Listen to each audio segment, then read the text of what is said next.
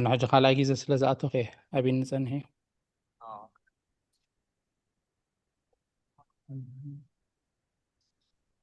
لك جميرا لبنا. سمع أب وولد ومنفس قدوس أحد أملاك وقدس سلاسي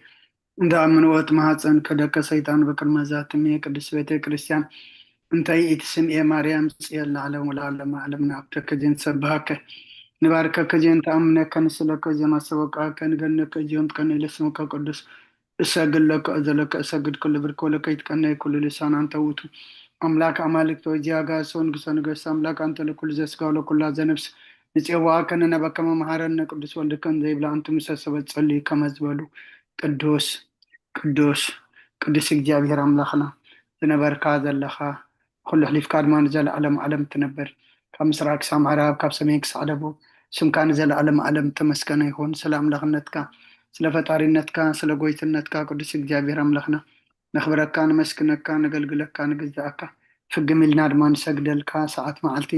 ዝባረካልና ንስኻ ከም መሳዕ ዛምሸ እዚኣ ድማ ባርኸልና መንፈስካ ምርሐና ብሓይልኻ ደግፈና ግብርና ሓዲግካ ተዓርቐና كم مرت كم بر كم بدلنا يتخيدنا صومنا بسلام جمير كنا لخمو بسلام فتسمنا أملاخنا خمتن السخا تدليان السخا تريون السخا تفتوى صومن صلتن سبعيا قبرلنا منفسكا تمريحنا بمنات تملئنا خن صوم أملاخنا أبزي أمدر سلام برخات أبسماي دم هيوت كن رخبو السخا قسنا ودا توسعينا خبرهانة تنسى خادمة بدحنا سلام بصحنا بركات عدينا قدس رنجل مريم كفلنا بإيد ملائكة حلونا أب سمايات تنبر أبونا اسمك يقدس من قصة تمسى فارك هم تعب سمايكم دمام تريخون علت مقبنا على مهبنا احنا نزبدلنا بدلهم زحدقنا لهم بدلنا أنسانا دقلنا وكفار احنا نمبر فتنا يتأتونا نقصين حيلين كبرين نزل علمنا تكايما أمين أوزتي مريم بناك قدس كبرين ملا سلامتا سلام لك الله بحنا خدنقلي خي بسقاخون دنقلي خي عدا إجابة هير تبعت قويتا سراوي سلام لك الله نسغي كابعا نسبرغتي خفرك رسخون برغيو أو ملي تسقى إجابة هير مساخيو أو في الست ديسوالكي أتياتنا أحسري لنا نفتو الدقي يسكر ساسم انتانا محرات لمن لنا أمين يفتح ويسري إغزينا أملاك المراني يسكر ساس كاني كانا سرهات يقدم ساسي أبسا ولدو لور كساتي برهان أنتم أبيا كانت أبيا كانت أوران سايرو كتانات ببسمكم كنو فتان ونصحانا يرسي نسكلان سمات زيو مهارنا كرساس مال عصر تغلطة زيو مهار نكسوس زيو مهار نكسوس زيو مهار نكسوس زيو مهار نكسوس زيو مهار نكسوس زيو مهار نكسوس زيو مهار نكسوس زيو مهار نكسوس زيو مهار نكسوس زيو مهار نكسوس زيو مهار نكسوس زيو مهار نكسوس كومون بنت اجزئتنا مريم مهرنا كرساس مال عصر تغلطة بنت اجزئتنا مريم كرساس بنت اجزئتنا مريم كرساس بنت اجزئتنا مريم مهنكسوس بنت اجزئتنا مريم مهنكسوس بنت اجزئتنا مريم مهنكسوس بنت اجزئتنا مريم مهنكسوس بنت اجزئتنا مريم مهنكسوس بنت اجزئتنا مريم مهنكسوس بنت اجزئتنا مريم مهنكسوس بنت اجزئتنا مريم مهنكسوس بنت اجزئتنا مريم مهنكسوس بنت اجزئتنا مريم مهرنا كرساس إذا سعدي آمن بارسقا قويتنا يس كرساس مقبولن مفصمتا ساعات معلتنيا كمون دك أسام سال مسألة زخونة كم ودات هاجزي عد مسألة صوصر نايم سجانا صلوات سناي نجار نزجبر لنا يقرب حال زيابي رب ونقولنا ملخنا مدحنا يذكر صدق مسكون لنا سويرنا ردي إنني حلونا نقربنا تقبلنا تمعقبنا نتنهنا كسعة سعد جاونا بصحنا أيو الجنب بزقدس على الديان بكل زمن وتنام بفسم سلام حلونا كل نزع جابي رملخنا لمنا لنا وقويتنا جابي هر كل التحز أبون قويتنا ملخنا مدحنا يذكر صوص لعلو كل قبرن من تقول قبرن أو يشتغل قبرن مسكنك كلنا سلسور كنان زردا خنان زحل خنان نبخاون سلز قرب كنان تقبل كنان سلز عو كنان زتنع خنان سعدا سعدي أو سلز بصح خنان مسكنك أو قويتا يقرب لنا ومفكر سب سلز منك لنا كم محرد كون لنا إذا قدس على دي عن كل زمن وتنان نأخاب فراب في سلامكم في السماء بنا كل قناتن كل مكران حبوا نقولن زخنا كل قبر سيد أنن نخرج في السبات من العل سلام أو قويتا كبارح كاب كل حزب قاونا رح كاب زرياب زلنا يبتاونا رح تتعمل زعيشن عزلنا تمنن من كربيتن كل حاجة سلام كرق سلطان ذهب كنا نسخاخم كاب كل خفاء حننا ولا هنمبرنا فتنا يتأتونا حدا ود خاقويتنا ملغنا مدحنا يسكر ساس من تفقر سبيل بزقورة محرة نقرتان مسخا معرمحوم زغنا منفس كلسن مسقانا صنعة كبرن بوز الله قال من كل سعن نزال علم أمين ناين السحا مزمور 50 حدا وأملاك مسالخا محرني كم تعبير رايخ أبساي دمسس كاب أبساي أصبي كحسبني كاب حتياتي وناصريني أنا أبساي فلت ألقمو حتياتي كل جزيب قدما إيو زربا خاص أدب فردخان صون كاتركبسي أنا نأخذ راي بدلكو أبقى ميخا أكي قبركو نو بأبسا تولدكو نيك أبا حتيات أنا ستني نو أنا حق أوشتي خاطر اليو أعبو أنتم مهرني من تغسر السسم عزات ريني كابردك صعود صبني تنزغت كتكاين عصم تحقوسات باتان حقوسنا اسمعني قز كاب حتياتي كبلو نبزل أبساون دمسسو وأملاخ صوري لبي فطر اللي صنع منفسك أوشتي حدث كاب قد كاي دربيني قدس منفسك وناي تقدفني حقوس مدحان كامل أسلي بفقادنيا منفسون دقفني نقد خان مفرس غمرم إيه حتى أنا بغاهم اللصيهم وأملاخ مدحاني كاب عدادم أناقفني لسانين صدق هقل الكتب للو إياه ويتايا أفي مسجانا خنقرس خنا فريكفت مسوات بهب بلكاني تزيكون اسم قرب كل كانره مسوات مرارايت وغوني خمو مسوات أملاخ صور منفسيو وأملاخ نسورن كت لبايت نقونيخا نسيم تصقها سنة يقبر الله مكاتئة يرسالم وندا شعب مسوات صدقي بزحر مسواتي بملب مسوات باكب لك أيو شو عم مسوي إخا أرحوخ قرب الكأيو هالليلويا صلاة جزية دقاس نقصون قسين أملاخين مسجانا قربلو حتياتيك حد قال لك ألمنو آمين. أبونا بملأك السلام أبا لكم مزمور داويت مبل 130 كتصلي لنا أدينا إلسابيت مزمور داويت مبل 131 مزمور داويت مبل 131 الساحة صار ስለዝኾነት ያነ በመርጌታ ኣቀዲመ ንዓኽ ንበክን ዘለኹ ኣቦና በመርጌታ መዝሙር ዳዊት መበል 132 حاونا ممر تقولوا مزمور داويد مبل 133 أنا مبل 134 كتصلي ماما ملو مزمور داويد مبل 137 ماما رزنت مزمور داويد مبل 138 حفتنا لولا مزمور داويد مبل 141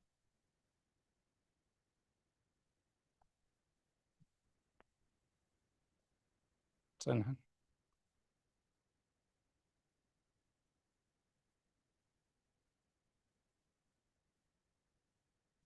كل ترى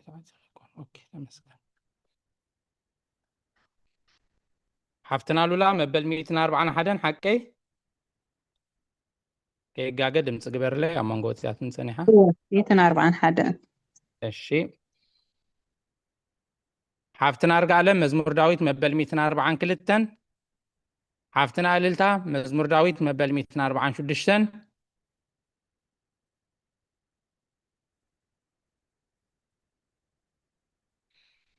حاونا ممر تغلو مزمور داويد مبل 147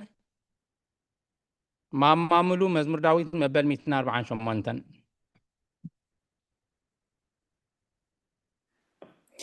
እሺ ስማ ወልፈስ ቅዱስ አምላክ መዝሙር 148 ሃሌሉያ እግዚአብሔር ካብ ሰማይ ተመስግንዎ ኣብ ኣርያም ኣመስግንዎ ኩልኩም መላእክቱ ኣመስግንዎ ብዘለኩም ሰራዊት ኣመስግንዎ ኣቱም ፀሓይን ወርሕን ኣመስግንዎ ኣቱም ብርሃት ከዋኽብቲ ኣመስግንዎ ኣቱም ናይ ሰማይ ሰማያት ኣብ ልዕሊ ሰማያት ዘለኹም ማያትን ኣመስግንዎ ንሱ ኣዚዙ ተፈጢሮም እዮም እሞ ንስም እግዚኣብሔር የመስግንዎ ንዘለኣለም ዓለም ኣቆሞም ዘይሓልፍ ሕጊ ከዓኸቦም ንእግዚኣብሔር ካብ ምድሪ ኣመስግንዎ ኣቶም ገበላት ባሕርን ማዕሙቕን ኩልኹም ኣቶም ሓውን በረድን ኣሳሒታን ግመን ቃሉ ተስልጥ ክበቡላ ኣቶም ኣኽራንን ኮራቢትን ኩልኹም ፈረይተ እዋምን ጽሕድታትን ኩልኹም ኣራዊትን ኩላትኩም እንስሳን ለመም እትብሉ ነፈርቲ ኣዕዋፍን ነገስታት ምድርን ኩላትኩም ኣህዛብን መሳፍንትን ኩላትኩም ፈረቲ ምድርን ኣጓብዝን ጎራዝትን ዓበይቲ ምስ ንኣሽቱ ስሙ በይኑ ልዑል እዩ ኣሜን ግርምኡ ኣብ ልዕሊ ሰማያት ምድሪ እዩ እሞ ንስም እግዚኣብሔር የመስግንዎ ንህዝቡ እውን ቀርና ልዓለ ስለዚ ኩሎም ቅዱሳኑ ደቂ እስራኤል እቲ ዝቐርቦ ህዝቢ የመስግኖ ኣሎ ኣሜን ሃሌሉያ ሃሌሉያ ስለዓላት ሃሌሉያ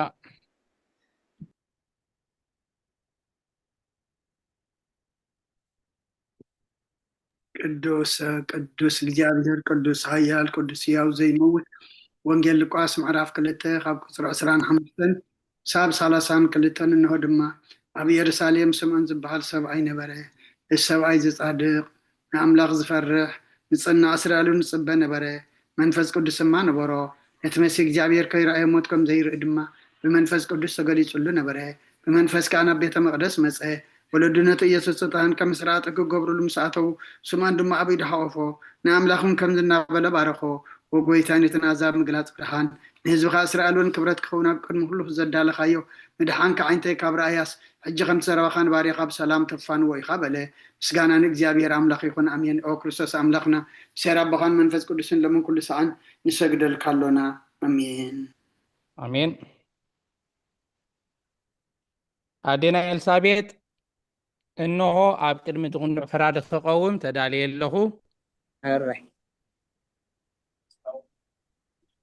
ክፍልታት ጸሎት እንሆ ኣብ ቅድሚ እቲ ቅኑዕ ፈራዲ ክቀውም ተዳልየ ኣለኹ። እቲ ኣብ ምግጋይ ዝሓለፈ ዕድመይ ንኹነኔን ንፍርድን ብቁዕ ስለ ዝኾነ ብብዝሒ ሓጢኣተይ ርዕድን እንቅጥቀጥን ኣለኹ። ግን ከ ነፍሰየ ጌና ኣብ መሬት ትነብሪ ካብ ሃለኹሲ ተነስሒ። ምክንያቱ መሬት ኣብ መቃብራ ይውድሶን እዩ። ኣብ ሞት ከዓ ዝዝክሮ የልቦን ኣብ ገሃነም እውን ዘመስግኖ የልቦን እሞ ካብ ደቃስቲ ተንሲእክ ናብ መድሐንኪ ብንስሓ ኦ ኣምላኸ መሓረንን ኣድሕነንን እናበልክ ተመሕፀኒ። ስብሃት ለኣብ ወልድ መንፈስ ቅዱስ ሓደ ኣምላኽ ኣሜን። ይቀድንየለይ ኣሜን። ማማረ ዘነት መዋዕል ሰብ ዘይውዳእ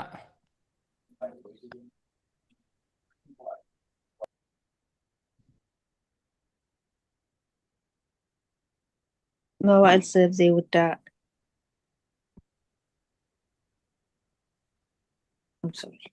መዋዕል ሰብ ዘይውዳእ እዚ ዓለም እዚ ከዓ ንዘለኣለም ዝነብር እንተዝኸውን ሲ ነፍሰየ ንፁር ዝኾነ ምክንያት ምሃለወክን ነይሩ። ግን ከ እቲ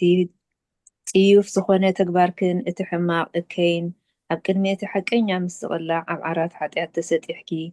ኣብቲ ሸለልተኛን ከዳዕን ስጋኺ ከለኺ እንታይ እዩ ትትህብዮ መልሲ? ኦ ክርስቶስ ኣምላኸይ በቲ ኣዝዩ ዘፍርሕ ፍርድኻ እስንብድ ኣለኹ እስንብድ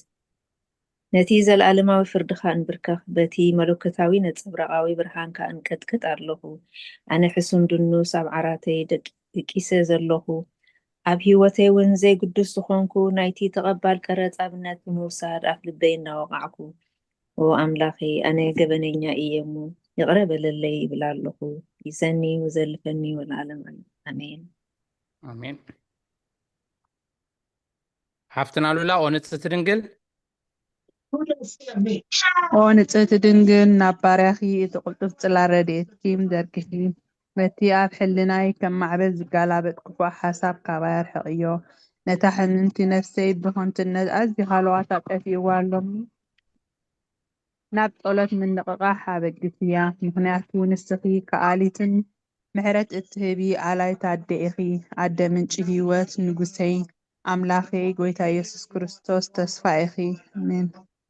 ኣሜን። ሓፍትና ኣርጋለም ኦ ጎይታ በዛ ለይቲ እዚኣ ንዓሞ ብዘይ ሓጢኣት ክነሓድር ሓለወና።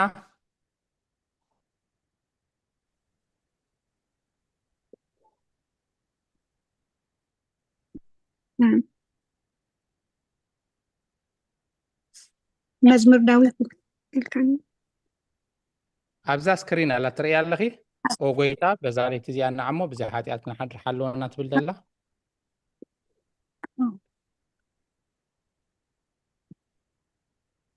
ኦ ጎይታ በዛ ለይቲ እዚኣ ንዓ እሞ ብዘይ ሓጢኣት ክንሓድር ኣለወና። ኦ ኣምላኽ ኣቦታትና ንስኻ ብሩኽ ኢኻ በረኸትካ ኣዝዩ ብዙሕ እዩ። ቅዱስ ስምካ እውን ንዘለዓለም ክብሪ ዝመልኦ እዩ ኣሜን። ኦ ጎይታ ከምቲ ኣባኻ ተወኪልናዮ ዘለና ምሕረትካ ከምኡ ትኹነልና ኣሜን። የዕንቲ ኩሉ ንዓኻ ይፅበያ ኣለዋ ንስኻ ከዓ ኣብ እዋን ምግቢ ትህቦም። ኦ ኣምላኽና መድሓኒና ኦ ተስፋ ኩሉ ወሰናት ምድሪ ይስምዐና። ኦ ጎይታ ንስኻ ኢኻ ካብዚ ዓሌት እዚ ንዘለኣለም ተድሕነና ተዕቁበናን ኣሜን። ኦ ጎይታ ብሩህ ኢኻ እሞ ፍርድኻ መሃረና።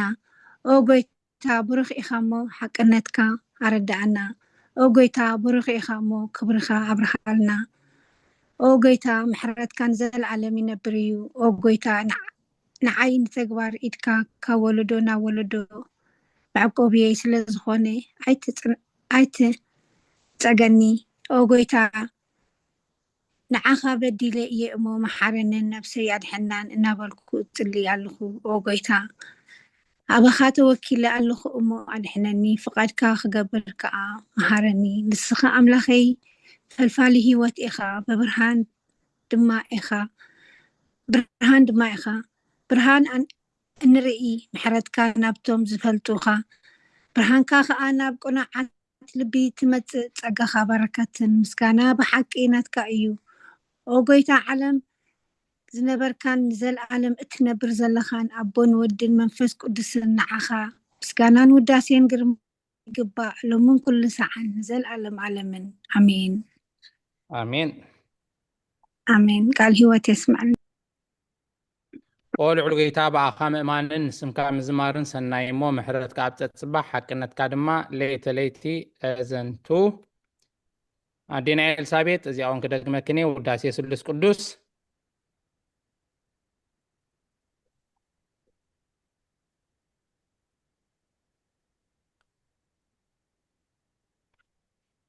ድምፂ ተዓፅያት ክናላ እሺ መፂኻ ውዳሴ ስሉስ ቅዱስ ቅዱስ እግዚአብሔር ቅዱስ ሓያል ቅዱስ ሕያው ዘይመውት ካብ ቅድስቲ ድንግል ማርያም ዝተወልደ መሓርና ቅዱስ እግዚአብሔር ቅዱስ ሓያል ቅዱስ ሕያው ዘይመውት ኣብ ዮርዳኖስ ዝተጠምቀ ኣብ ልዕሊ ዕፀ መስቀል ምእንታና ዝተሰቕለ መሓርና ቅዱስ እግዚአብሔር ቅዱስ ሓያል ቅዱስ ሕያው ዘይመውት ኣብ ሳልሳይ መዓልቲ ካብ ሙታት ዝተንስአ ብምስጋና ናብ ሰማያት ዝዓረገ ኣብ የማን ኣቦኡ ዝተቐመጠ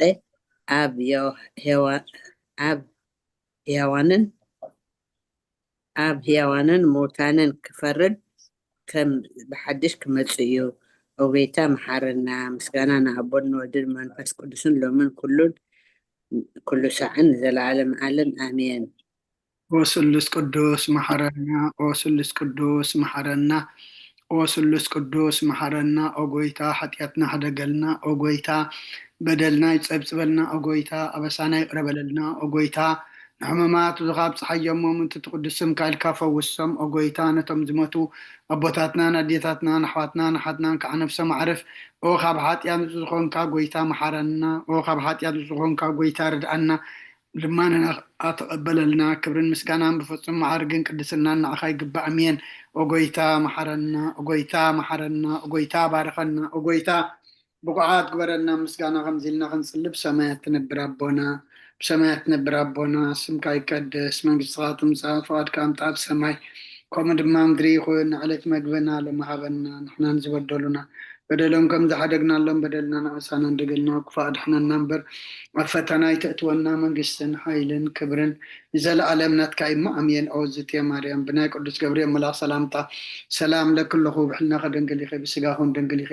ኣደ እግዚኣብሔር ፀባኦት ጎይታ ሰራዊት ሰላም ለክለኹ ንስኺ ከዓ ንስ ብርኽቲ ኢኺ ፍረ ከርስኹም ብሩኽ እዩ ኦ ሙልተ ፀጋ እግዚኣብሔር ምሳኺ እዩ ኦ ፍስቲ ደስ በልኪ ሓጢአትና ክሰርየልና ነፍቲ ወድኺ ኢየሱስ ክርስቶስ ምእንታና ምሕረት ለምንልና ኣሜን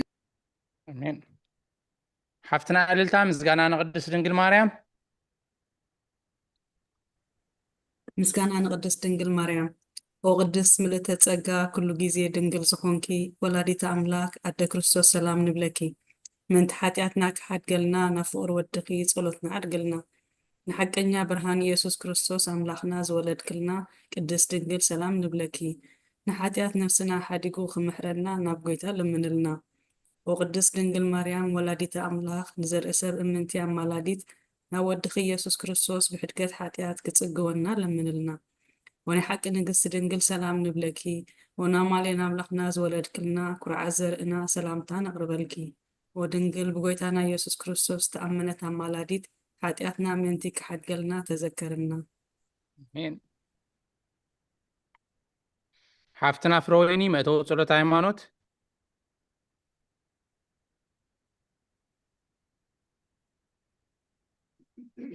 ሕራይ ዲያቆን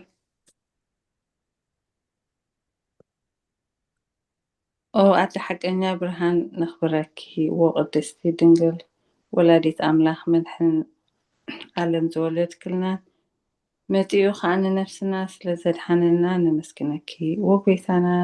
ንጉስናን መድሓኒና ኢየሱስ ክርስቶስ ክብሪ ንዓኻ ይኹን። ንስኻ ንሃዋርያት ሞገሶም ንሰማዕታት ኣኽሊሎም ንጻድቃን እልልተኦም ንቤተ ክርስቲያን ጽንዓት ንሓጣን ሕድገት ብሓደ ዝመለከቱ ስሉስ ቅዱስ ነበስር ንሰግደሉ ነኽብሮን። ወጌታ መሓረና ወጌታ መሓረና ወጌታ ባርኸና ኣሜን። አሜን። መምህር ትምኒት ጸሎተ ሃይማኖት። እሺ አሜን ሲሆን እግዚአብሔር ይመስገን። ናይ ሃይማኖት ጸሎት ኩሉ ብዝሓዘ ሰማይን ምድርን ዝርአን ዘይርአን ብዝፈጠረ ሓደ እግዚአብሔር ኣብ ንኣምን ብሓደ ጎይታ ብኢየሱስ ክርስቶስ ዓለም ከይተፈጥረ ምስኡ ሁሉ ብዝኾነ ወልዲ ኣዋህዱ ንኣምን ካብ ብርሃን ዝተረኽበ ብርሃን ካብ ሓቀኛ ኣምላኽ ዝተረኽበ ኣምላኽ ዝተወልደ እምበር ፍጡር ዘይኮነ ብመለኮቱ ምስ ኣብ ማዕረ ዝኾነ ኩሉ ብኡ ዝተፈጥረ ብዘይክኡ ግና ኣብዚ ምድሪ ዘሎ ይኹን ወይስ ኣብ ሰማይ ዘሎ ምንም ዝተፈጥረ የልቦን። ምእንታና ምእንቲ ሰብ ምእንቲ ድሕነትና ካብ ሰማያት ዝወረደ ብመንፈስ ቅዱስ ካብ ቅድስቲ ድንግል ማርያም ስጋ ለበሰ ሰብ ኮነ። ሰብ ኮይኑ ድማ ብዘበን ጴንጤናዊ ጲላጦስ ምእንታና ተሰቕለ፣ ሓመመ፣ መከራ መስቀል ተቐበለ፣ ሞተ፣ ተቐብረ። ኣብ ቅዱሳት መጻሕፍቲ ከም ዝተጻሕፈ ኣብ መበል ሳልሳይ መዓልቲ ካብ ምዉታት ተፈልዩ ተፍስአ፣ ብኽብሪ ናብ ሰማይ ዓረገ፣ ኣብ የማን ኣቦኡ ተቐመጠ። ከም ብሓድሽ ንህያዋንን ንሙታንን ክፈርድ ብኽብሪ ክመጽእ እዩ። ንመንግስቱ እውን መወዳእታ የብሉን። ጎይታን መሕወይን ብዝኾነ ካብ ኣብ ዝተረጸ መንፈስ ቅዱስ እውን ንኣምን። ምስ ኣብን ወልድን ንሰግደሉን ነመስግኖን። ብነቢያት ዝተዘርበ እዩ ልዕሊ ኩሉ ናይ ሃዋርያት ጉባኤ ብዝኾነት ብሓንቲ ቅድስቲ ቤተ ክርስቲያን ንኣምን። ንሕድገት ሓጢአት ብሓንቲ ጥምቀቱ ንኣምን። ትንሣኤ ሙታን ዘለዓለም ዓለም ዝመጽእ ህይወትን ተስፋ ንገብር ኣሜን። ስለዝተሃበኒ ዕድል ኣመስግን ኣገልግሎት ከባዳ ይኸውን። ኃጢአትና ሰሚኻ ኃጢአትና ሓደገልና ክሪያላይሶን ክሪያላይሶን ክሪያላይሶን ትራላይሶን ትራላይሶን ትራላይሶን ላይሶን ክሪያላይሶን ክሪያላይሶን ትራላይሶን ትራላይሶን ትራላይሶን ላይሶን ክሪያላይሶን ክሪያላይሶን ትራላይሶን ትራላይሶን ትራላይሶን ላይሶን ክሪያላይሶን ክሪያላይሶን ትራላይሶን ትራላይሶን ትራላይሶን ላይሶን ክሪያላይሶን ክሪያላይሶን ትራላይሶን ትራላይሶን ትራላይሶን ላይሶን ክሪያላይሶን ክሪያላይሶን ትራላይሶን ትራላይሶን ትራላይሶን ላይሶን ክሪያላይሶን ክሪያላይሶን ትራላይሶን ትራላይሶን ትራላይሶን ሶን ክሪያላይሶን ክሪያላይሶን ትራላይሶን ትራላይሶን ትራላይሶን ሶን ክሪያላይሶን ክሪያላይሶን ትራላይሶን ትራላይሶን ትራላይሶን ክሪያላይሶን ክሪያላይሶን ትራላይሶን ትራላይሶን ትራላይሶን ሶን ክሪያላይሶን ክሪያላይሶን ትራላይሶን ትራላይሶን ትራላይሶን ሶን ክሪያላይሶን ክሪያላይሶን ትራላይሶን ትራላይሶን ትራላይሶን ሶን ክሪያላይሶን ክሪያላይሶን ትራላይሶን ትራላይሶን ትራላይሶን ሶን ክሪያላይሶን ትራላይሶን ትራላይሶን መምህር ሳራ ቅዱስ ቅዱስ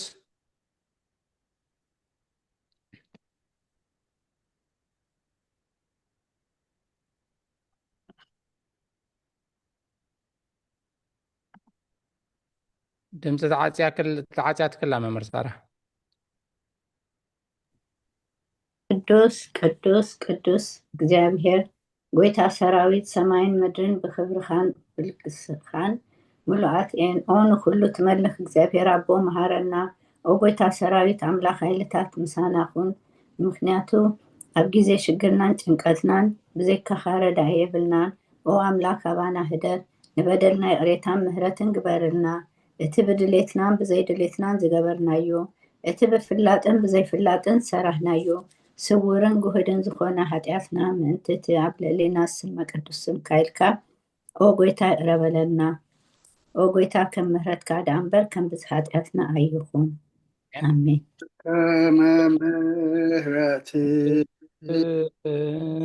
ከአምላክነ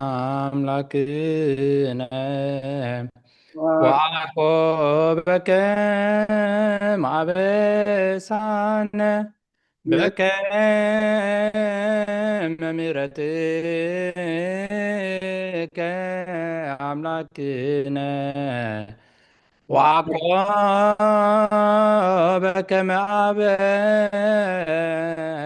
አበሳነ በከመ ምሕረትከ አምላክነ ወعقابك አበሳነ ወይታ ቡቃዓት ግበረና ምስጋና ከምዚና ክንጽልብ ሰማያት ትነብር አቦና ስምካ ይቀደስ መንግስትካ ትምጻእ ፈቃድካ ኣብ ሰማይ ከምኡ ድማ ምድሪ ይኹን ንዕለት መግብና ለመሃበና ንሕና ንዝበደሉና በደሎም ከም ዝሓደግናሎም በደልና ንዓሰብና እንደገልና ክፉ ኣድሕነና እምበር ኣብ ፈተና ይተእትወና መንግስትን ሓይልን ክብርን ንዘለኣለም ናትካ ኢማ ኣሜን ኦ ዝቴ ማርያም ብናይ ቅዱስ ገብርኤል መልኣክ ሰላምታ ሰላም ለክ ኣለኹ ብሕልናኸ ድንግል ኢኺ ስጋኹን ድንግል ኢኺ ኣደ እግዚኣብሔር ፀባኦት ጎይታ ሰራዊት ሰላም ለክ ኣለኹ ንስኺ ካብ ኣንስቲ ብርክቲ ኢኺ ፍረ ከርስኹም ብሩኽ እዩ ኦ ምልተ ጸጋ እግዚኣብሔር ምሳኺ እዩ ኦ ፍስሕቲ ደስ በልኪ ሓጢኣትና ሰሪየልና ነፍቲ ወድኺ ኢየሱስ ክርስቶስ ምእንታና ምሕረት ለምንልና ኣሜን ናይ ንስሓ ጸሎት ኦ ጎይታ ኣብዛ መዓልቲ እዚኣ ኣብ ቅድሚኻ ብተግባርኹም ብቃል ብሓሳብኹም ብኩሉ ዋሳትና ዝሓጣና እዮ ንስኻ ርሑሩሕን መፍቀር ሰብን ስለ ዝኾንካ ምንቲ ትቅድሱም ካልካ ተዓረቕና ንሕደገልና ኦ ኣምላኽ ብሰላም ክንሓድር ሰላማዊት ይተሃበና ኣብዛ ናይ ድቃስ ግዜና ካብ ኩሉ ጭንቀት ናፅሕ ግበረና ካብ ኩሉ ክፍኣትን ካብ ኩሉ ፈተና ፀላእን ክሕልወና ከዓ ናይ ሰላም መልኣካ ኣኸልና ብፀጋን ብርህራይን መፍቀር ሰብ ዝኾነ ሓደ ወድኻ ጎይታናን ኣምላኽናን መድሓናን ኢየሱስ ክርስቶስ እቲ ብኡን ምስኡን ክብርን ውዳሴን ግርማን ዘሎካ ማዕሪኻ ምስ ዝኾኑ ህይወት መንፈስ ቅዱስን ምስጋና ይግባአካ ሕጂ ንዘለኣለም ዓለምን ኣሜን ድሕሪ ነፍሲ ወከፍ ሰዓት ዝፅለ ጸሎት ጎይታ መሓረና ምሕረትካ እውን ኣብዝሓልና ኣብ ነፍሲ ወከፍ ሰዓትን ግዜን ኣብ ሰማይን ኣብ ምድርን ብክብረት ዝገደልካ ክርስቶስን ምን ኣምላኽና በዓል ነዊሕ ትዕግስትን ብዙሕ ምሕረትን ብሰናያት ተመላኻ ርሑሩሕን እቶም ኣነ ዝቐደማዮም ሓተተኛታት ትምሕር ንሓጥብ ንስሓ ተመሊሱ ብሂወት ክነብር እምበር ሞቱ ዘይትደሊ ምንቲ ፅበዮም ዘሎ ተስፋ ሰማያት ክረኽቡ ብኩሎም ናብ ድሕነት እትዕድም ኦ ጎይታ ኣብዛ ሰዓት እዚኣን ኣብ ኩሉ ሰዓታትን ልማን እናተቐበል ሂወትና ቃናዓልና ትእዛዛትካ ክንገብር ምርሓና መንፈስና ቀድስ ስጋናን ሓሳባትናን አንጽህ ትምኒትና እውን ስመር ሕማምና ፈውስ ሓጢኣትና ሓደገልና ካብ ኩሉ ክፉዕ ሓዘንን ስቅያት ትብርድኣና ብህልውናን ክንዕቀብ ብቅዱሳን መላእክትኻ ሓልወና ናብ ውህደት እምነትካ ነምርሕ ምእንቲ ናብቲ ዘይምርመርን ዘይውሰንን ፍልጠትካ ክንበፅሕ ዓድለና ንስኻ ንዘለኣለም ብሩኽ ኢኻ ኣሜን ኦ ጎይታ ቡቕዓት ግበረና ምስጋና ከምዚ ኢልና ክንፅሊ ኣብ ሰማያት ትነብር ኣቦና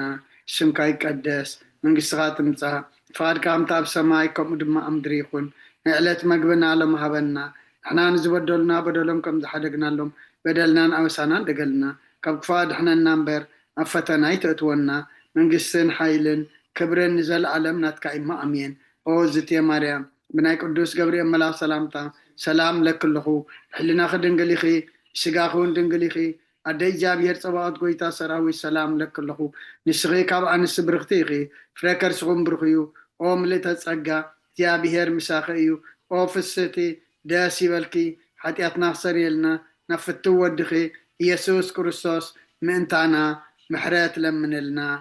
ኣሜን እግዚኣብሔር ቅበሎ ኣብ ሰማይ ይዕረግ ተረፈ ግዜና ድማ ኣምላኽ ይባርኸልና ኣሜን ስለ ዝነበረና ናይ ጸሎት ግዜ ንኣምላኽና ስብሓት ይኹኖ ካብዚ ብምቕፃል ከምቲ ልሙድ ብቤተ ክርስቲያንና ኣብ ነፍሲ ወከፍ ዓርቢ ካብ ሰዓት 6 ፈረቓን ድሕሪ ቀትሪ ክሳብ 8 ፈረቓን ድሕሪ ቀትሪ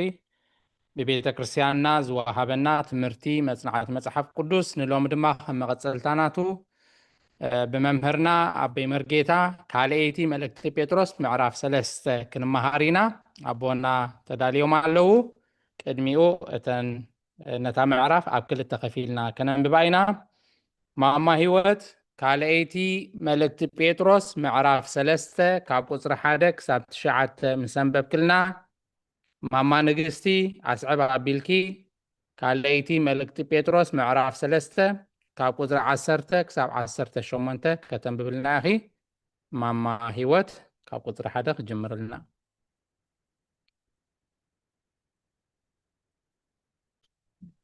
كميمسيكم كلهم ثانك يو دياقونو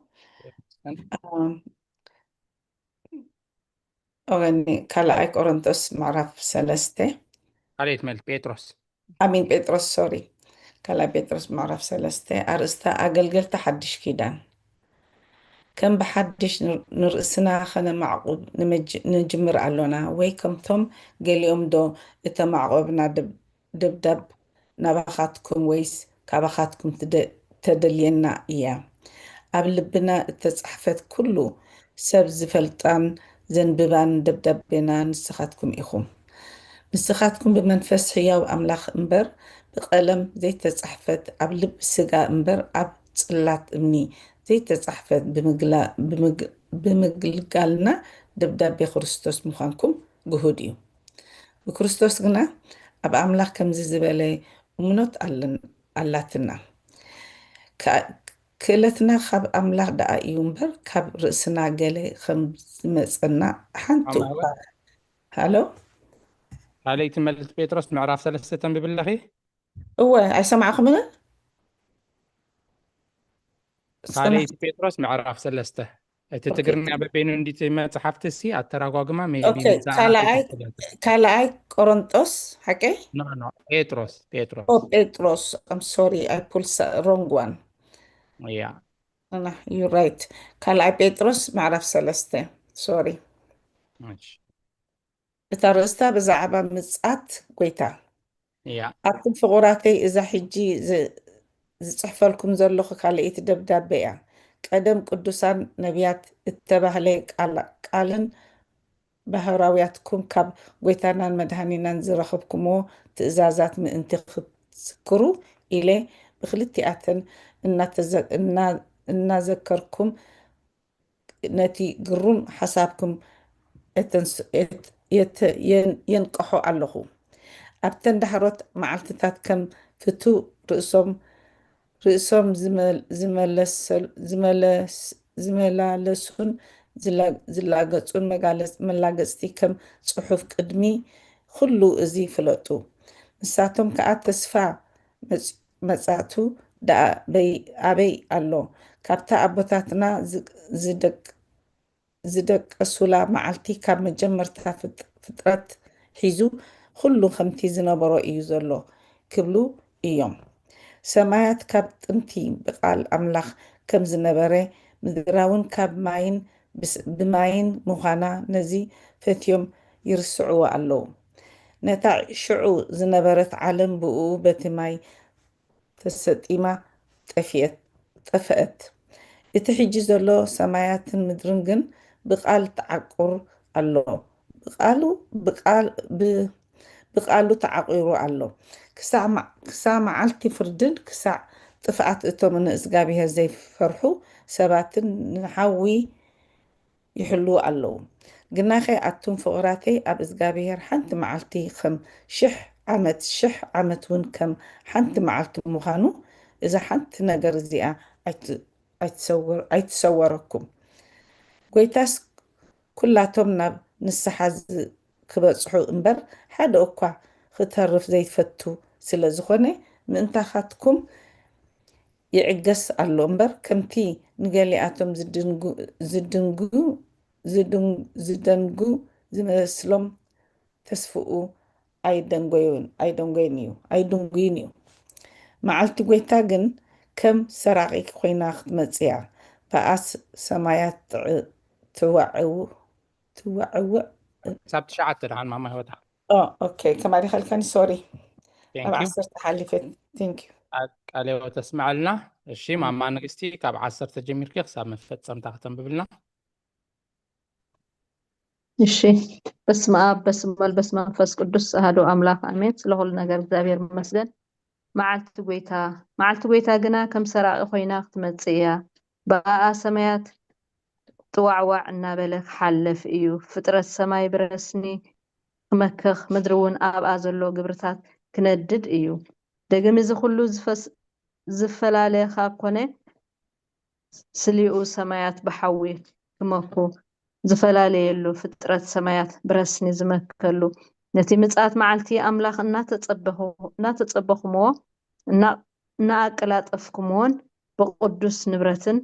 ብፍርሃት እግዚኣብሔርን ከመይ ዝበለ ክትኮኑ እዩ ዝግባአኩም ንሕና ግና ከምቲ ተስፍኡ ጽድቂ ዘንብረሉ ሓድሽ ሰማያት ሓድሽ ምድሪ ንጽብእ ኣሎና ስለዚ ከዓ ኣብቶም ፍቑራተይ ነዚ እናተጸበኹምሲ ብዘይ ነውርን ብዘይ መንቅብን ብሰላም ኣብ ቅድሚኡ ክትርከቡ ተጋደሉ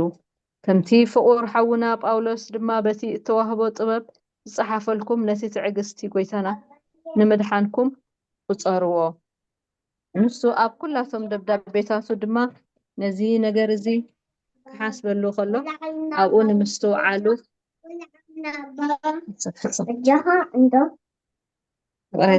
ንሱ ኣብ ኩላቶም ደብዳቤታቱ ድማ ነዚ ነገር እዚ ክሓስበሉ ከሎ ኣብኡ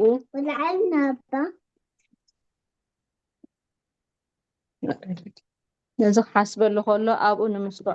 ንምስትውዓሉ ዘሸግር ሓያሎ ነገር ኣሎ እቶም ደናቁርትን ዘይፅኑዓትን ግና ከምቲ ንሱ ካልእ ፅሑፍ ንጥፍኣት ርእሶም ዝጠዋዊዎ ገይሮም ይጠዋዊዎ ኣለዉ ደጊማትን ፍቑራተይ ነዚ ቅድም እናፈለጥኩምሲ ብስሕተት እቶም ስዲ ዝኸዱ ዘለዉ ተሳሒብኩም ካብ ፅንዓት ርእስኹም ከይትወድቁ ተሓለዉ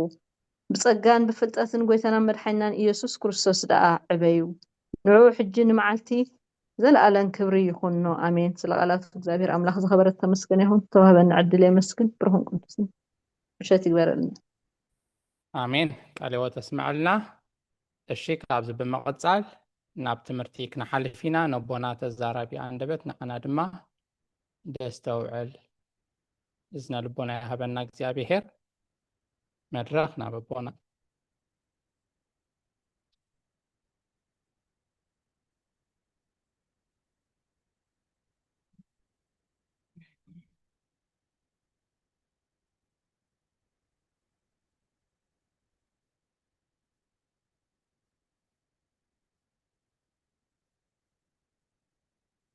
بسم آب ወልድ ወመንፈስ ቅዱስ ሓደ አምላክ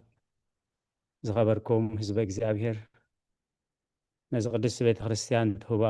አገልግሎት ጊዜኹምን ስራሕኩምን ዕረፍትኹምን ኣዋሃሂድኩም ብኣንቃ ድዎን ብጥብኣትን ትከታተልዎ ዘለኹም ክሳብ ሰዓት ዝብድሓነ ሰላም ዓቂቡ በዚ ቅዱስ አገልግሎት ክንራኸብ ዝረዳኣና ዝደገፈና ዘነቃቕሐና ልዑለ ባህሪ ፈጣሪና ኣምላከ ቅዱሳን ናይ ባህር ምስጋና ይብፅሐዮ ሎሚ ከምቲ ክነንብቦ ፀናሕና ካልኣይ መልእኽቲ ጴጥሮስ ምዕራፍ 3 ኢና ክንርኢ ከም ፍቃድ እግዚአብሔር እዚ ምዕራፍ እዚ መልእኽቲ እዚ ኣብቲ ሐዋርያ ጴጥሮስ ቅድሚ ምስክርነቱ ማለት ሰማዕትነቱ ዝፀሓፎ ካልኣይ መልእኽቱ ምዕራፍ 3 ዘተኮረ እዩ እዚ ምዕራፍ እዚ ናይ ተስፋን ንቕሓትን ምዕራፍ እዩ እዚ መፅሓፍ እዚ ምዕራፍ እዚ ናይ ተስፋን ንቕሓትን ምዕራፍ ተባሂሉ ይፍለጥ ኢሉ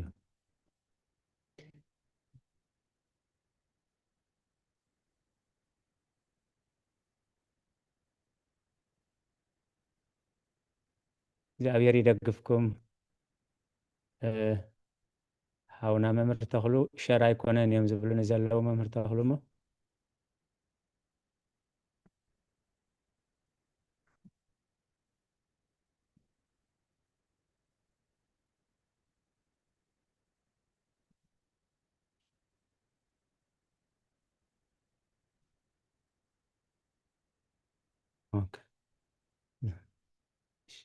ኣራይ ቀንዲ ዕላሙ ድማ ነቶም ብሰንኪ መላገፅቲ ትምህርቲ ተስፋ ዝቆረፁን ዝተዳናገሩን ኣመንቲ ናብቲ ርግፀኛ ዝኾነ ዳግማይ ምጽኣት ክርስቶስ ናብቲ ጽድቂ ዝሰፍነሉ ሓድሽ ዓለምን ኣዒንቶም ንምኽፋት እዩ ስለ ቃላቱ እግዚአብሔር ዝተመስገነ ይሁን እዚ ምዕራፍ እዚ ናይ ተስፋን ምንቅቃሕን ወይ ናይ ተስፋን ናይ ንቕሓትን ምዕራፍ ተባሂሉ ይፅዋዕ ኢሉ እዚ ዝኾነሉ ምክንያት ከዓ እዚ ዝኾነሉ ምክንያት ከዓ ኢሉ ቀንዲ ዕላምኡ ነቶም ብሰንኪ መላገዝቲ ትምህርቲ ተስፋ ዝቆረፁን ዝተዳናገሩን ኣመንቲ ናብቲ ርግፀኛ ዝኾነ ዳግማይ ምጽኣት ክርስቶስን ናብቲ ጽድቂ ዝሰፍነሉ ሓድሽ ዓለምን ኣዒንቶም ንምኽፋት እዩ። ነቶም ብሰንኪ መላገዝቲ ትምህርቲ ተስፋ ዝቆረፁ ኩሉ ግዜ ትንሣኤ ሙታን ንኣምን ምስ በልና ዘለዓለማዊ ህይወት ከዓ ተስፋ ንገብር እዩ። ስለዚ እቲ ቀንዲ ከም ክርስቲያን እቲ ቀንዲ ተስፋና ናብራና እንታይ እዩ? ዘለዓለማዊ ህይወት ትንሣኤ ሙታን ንኣምን ትንሣኤ ሙታን ንሓጣንን ንጻድቃን ንኹሉ እዩ። ትንሣኤ ዘለ ህይወት ትንሣኤ ዘለ ደይኒ ይበሃል ማለት ቶም ናብ ናይ ዘለዓለም ህይወት ዝኸዱ ትንሣኤ ዘለ ህይወት ክበሃል ከሎ ቶም ናብ ዘለዓለም ሞት ዝኸዱ ከዓ ትንሣኤ ዘለ ደይን ትንሣኤ ግድን እዩ። ዝኣምን ዘይኣምን ኩሉ እዩ ትንስ ንሕና ግን ኣቦታትና ኣብ ጸሎት ሃይማኖት እንታይ እዮም ኢሎም ዘለዓለማዊ ህይወት ተስፋ ንገብር ነዛ ተስፋ እዚኣ ተስፋ ክርስቲያን ንምጽልማት እምበኣር ይብቲ ሐዋርያ ጴጥሮስ ዝነበረሉ ግዜ ምጽኣት ዝበሃል የለን ካልእ ዓለም ዝበሃል የለን ኣብዛ ዓለም ሰብ ድላይ ክበልዕ ድላይ ክሰቲ ድላይ ክገብር ኣለዎ። ስለዚ ምክንያቱ እቲ ክመጽእ ዝበሃል ኣበይ መጽኡ ንሕና ክንፍጠር ከለና ከምኡ ነይሩ ክሳብ ሕጂ ከምኡ ኣሎ እንታይ ዝለወጥ ኣሎ እዚ ከግዳናግርኹም ንእምርኹም ክገዝእዎ እምበር ከምኡ ዝበሃል የለን እናበሉ ነቲ ተስፋ ከጸልምትዎ ዝደልዩ ስለ ዝነበሩ ነዚ ከጸልምትዎ ዝደልዩ ዝነበሩ ተስፋ ንምሃብን ንምንቅቃሕን እዩ። ሐዋርያ ቅዱስ ጴጥሮስ ኣብዚ ጽሑፍ ኣምላኽ ኣብ ታሪክ ዝገበሮ ስራሕ ብምዝኽኻር ማይ ኣይሂ ነቲ ዝመጽእ ፍርዲ ሓዊ የነጻጽሮ እቲ ዝዓበየ መልእኽቲ ድማ እዛ ዓለም እዚኣ ግዝያዊት ስለ ዝኾነት ህይወት ክርስቲያን ብቅድስና ብትዕግስቲ ኣምላኽን ብተስፋ ሓድሽ ፍጥረትን ዝተመልአ ክኸውን ከም ዝግባእ ብዓሚቕ መንፈሳዊ ስልጣን ይምህረና እዩ። ስለዚ ተስፋ ምጽኣቱ ኣበይ ኣሎ? ከምቲ ቀደም ዝነበሮ ቦታትና ዝነበርዎ ከምኡ ኣሎ ሕጂ ከዓ ከምኡ ኣሎ ከምኡ ጸኒሕና ከምኡ ክነብር እዩ እናበሉ ዝምህርዎ ዝነበሩ ተስፋ ዘቁርጽ ናይ ስሕተት ትምህርቲ ሐዋርያ ቅዱስ ጴጥሮስ ከዓ ከምኡ ከም ዘይኮነ ካብ ማይ ኣይሂ ጀሚሩ ኣምላኽ ነቶም ንእግዚኣብሔር ዝተወከሉ ንንኹን ስድርኡን ከመይ ገይሩ ከም ዘዕቆቦም ነቶም ተስፋኦም ዘጸልመቱ ከመይ ገይሩ ብማይ ኣይሂ ከም ዝደምሰሶም ብርጉጽ እንዳበለ ይምህሮም ማለት ኣርእስትን ዕላማን ናይዚ ምዕራፍ 3 ካልኣይ ጴጥሮስ ምዕራፍ 3 እዩ ዘለና። ኣርእስቱ እንታይ እዩ? ዕላምኡ ኸ እንታይ እዩ? ነፍሲ ወከፍ ምዕራፍ ከነንብብ ከለና እንታይ እዩ ተቐንዲ ርእስቲ ብዛዕባ ምጽኣት ክርስቶስ ኢሉ ሓንቲ ኣርእስቲ ይህብዎ ዘሎ ማለት ስለዚ ብዚ ከዓ ኣርእስትን ዕላማን ትሕዝቶ ትርጓሜ ካልኣይ ጴጥሮስ ተስፋ ዳግማይ ምጽኣትን ቅዱስ ናብራን ዘለዓለማዊ ህይወት ተስፋ ንገብር ክንብል ከለና ብዘይ ቅድስና ሓደ እኳ ንኣምላኽ ከስምሮ ስለ ዘይክእል ተስፋ ዳግማይ ምጽኣትን ቅዱስ ናብራ ቅድስናን መግለጺ እዚ ምዕራፍ እዚ መደምደምታ ካልኣይ መልእኽቲ ጴጥሮስ ኮይኑ ንዓለም ብናይ ተስፋን ንቕሓትን መነጽር ክንሪኣ ይዕድመና ንዓና ንግልና ማለት እዩ ነቶም ነሰምዕን ነቶም ነንብብን ዘለና ማለት ኣተኩርኡ ድማ ካብቲ ዝሓልፍ ስጋዊ ዓለም ናብቲ ዘይሓልፍ ሰማያዊ ጽድቂ ኣእምሮና ንምስግጋር እዩ። እዚ እንታይ ኣብ ዘላ ኣርእስትን ዕላማን ናይዛ ምዕራፍ እዚኣ እንታይ እዩ? ተስፋ ዳግማይ ምጽኣትን ናብራ ቅድስናን ተስፋ ዳግማይ ምጽኣት ዘለዎ ኣማኒ ወይ ህዝቢ እንታይ ክገብር እዩ? ናብራ ቅድስና ክነብር ክመርጽ እዩ። እዚ ናብራ ቅድስና ከዓ ብዘይጸጋ ኣምላኽ ዝከኣል ኣይኮነን እዩ። ካብ ትምህርቲ ኣቦታት ከም ዝምህሩና እዛ መልእኽቲ እዚኣ ናይ ተስፋ መዝሙር እያ። ሞት ንዝፈርሕ ሰብ ናብ ትንሣኤ ንዝጠራጠር ድማ ብእምነቱ ክጸናናዕ እተሰጋግር ድልድል እያ። ዕላማ እዚ መልእኽቲ ኣርእስቱ ርኢና ኣብ 1-2 እንታይ እዩ ዕላማ ንምንታይ ዕላማ እዩ ተጻሒፉ شعو نمنتاي علامة تصحيفو حجها نعين نعخاتكم نمنتاي علامة آتم فقراتي إذا حجز صحف لكم زلهو كلا أي دبدابية خنياتو انتهى كلا أي أقدمو حنت دبدابية صحيفي قدامي يتملغتو أدم بقدسان نبيات زتباه لقالن بهوارياتكم كاب قويتانا مدحنين أن يسوع كريستوس زرخوكم وتأزازن من تخذكري له بخلتين إن أذكركم نتقروا حسابكم أنقحوا اللخوي بقدسات نبيات زتباه لقالن بهوارياتكم تم هوارياتك أخابي كاب قويتانا مدحنين أن يسوع كريستوس زرخوكم وتأزاز من تخذكري قويتانا يسوع كريستوس ننبياتن نوريثن كفصمو منبر كسعرو ما يمساهم اب تنبيت كمزلو اب حقي كمز صحوفي اب حقهم كمز زبلالو نابله كاب نبيات يزمهروم نيري قويتانا مدحنا نيس كريستوس كا باكال زي غبرو نحواريات اي مهارومن حواريات كا قويتا يس كريستوس زي غبرون بقالو غبرو إلو زي مهارومن اي غبرون زي غبرو اي مهارون سلازم منش نايت ملختي أدم بقدسات نبيات زتبهل قالن إلو بهوارياتكم كاب قويتانا مرحنا نيس كريستوس زروخب وتأزازن من تخذكري ليه بتم هواريات كاب رئيسهم والحن تقالا يبلوني كمتي قويتا إس كريستوس زأزازنا كمتي قويتا إس كريستوس زمهارون دابلي بخلتين النازكركهم ننتاي نتقروه حسابكم كنكوحي قروه كلتا ترقمي زلوه أبصيراك أنت عزبل يوه بأسي كله زنجر ويأمني وطبيب السا يتأيك ويأمري لو حسب زنجر ويأمن كي مرمرة جيجادي حاسوت كنعديو بخفات دي زتبه على زروخ وبحسد حسابات كم زلوا يقبلي سلازي نتقروه حسابكم كنكحه أدل الله تحسته نصه أأمره بمزخخار من نقاحه نصه أأمره بمزخخار من نقاحه مجلسي حواري قدوس بيتروس نصه أأمرهم قبل كله أمنتنا برسحات علمن بناي حاسو تمرتن كي تبكال خنكح سلازي دليو أمنتنا واترو أبت زي الوقت قال نبياتن تأزاز حوارياتن كسأنع كم زلو ودما يتحاساس بناي كاب تمرت بوتات قدوس كيرلس ناي اسكندريا كم زغلصو منفساوي هوت بزيك أصالي زخر قال أملاخ كزحل سلازخل حواريا وترو كزخاخرنا قدن يوي منفساوي هوت بزيك أصالي زخر أملاخ أصالي زخر أملاخ قال أملاخ اندحر زينا نبب اندحر زينا استنتن أتي مشتاو مقوتنا كزحتل وي كزحل سلازخل يو كنقاق حكم زبل زلو دحروت معالتاتن ملاقزتني قصر سلسته أبتن دحروت معالتات كم فتوات رئيسهم زملالوسون زلاقزون ملاقزتي كم زمالسو قدمي ازغلو فلاتويل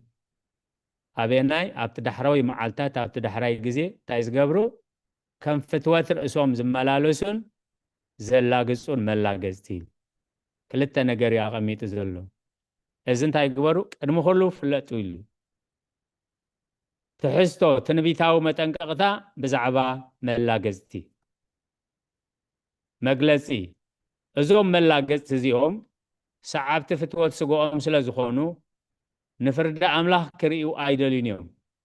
لاقزي كافلتات زي كونس كابتن حاتياتكا مما خاناي ناي مركاب دليت زمنشو منفساوي رأيتي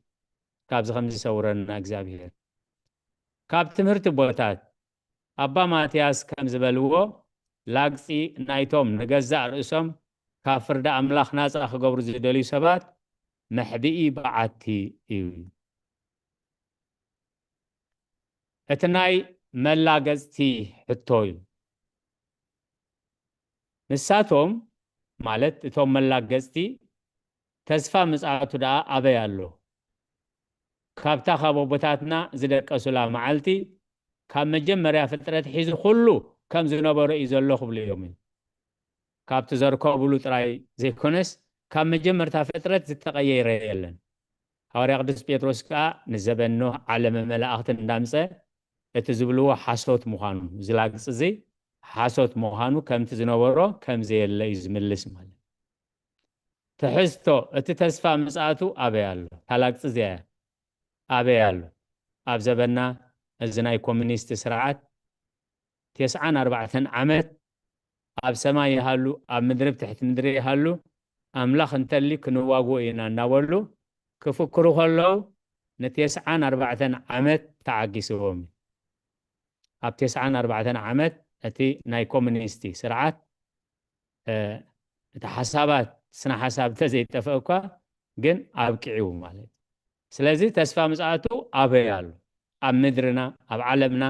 ዝግበር እዚ ሕጂ ኣምላኽ የለን ክሳብ ዝብል ነዚ ተስፋ እዚ ዝጻረር ማለት መግለጺ እዞም ሰባት እዚኦም ዓለም ከም ዘላቶ እያ ብምባል ንኣምላኽ ካብ ታሪኹ ወፂኡ ከም ዘይግደስ ገይሮም የቕርብዎ እዚ ተሓሳስባ እዚ ንመለኮታዊ ጣልቃ ምእታው ዝኽሕድ ፍልስፍና ወይ ከዓ ክሕደት እዩ ካብ ትምህርቲ ቦታት ኣብ ቦታት ከም ዝምህሩና እቲ ዓለም ከይተለወጠት ትቕፅል ከም ዘላ ምምሳላ ትዕግስቲ ኣምላኽ ዘርኢ እምበር ንምጽኣቱ ዘወግድ ኣይኮነን ኣምላኽ ኣበሳ ክንሰርሕ ከለና ክዕገሰና ከሎ ንንስሓ ክጽበየና ስለ ዝደሊ እምበር እግዚኣብሔር ንሓጢኣት ሸለል ኣይብሎን መሓሪ እዩ ርሕሩሕ እዩ ንበደለኛ ከም ንጹህ ግን ኣይርእን እግዚኣብሔር ባህሪኡ ኣይኮነን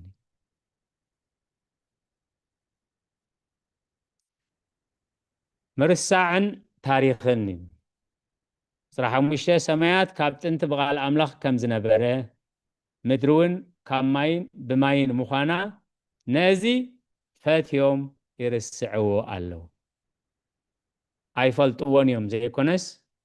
ወይ ከዓ ብባህሪ ኣእምሮና ናይ ምርሳዕ ባህሪ ስለ ዘለዎ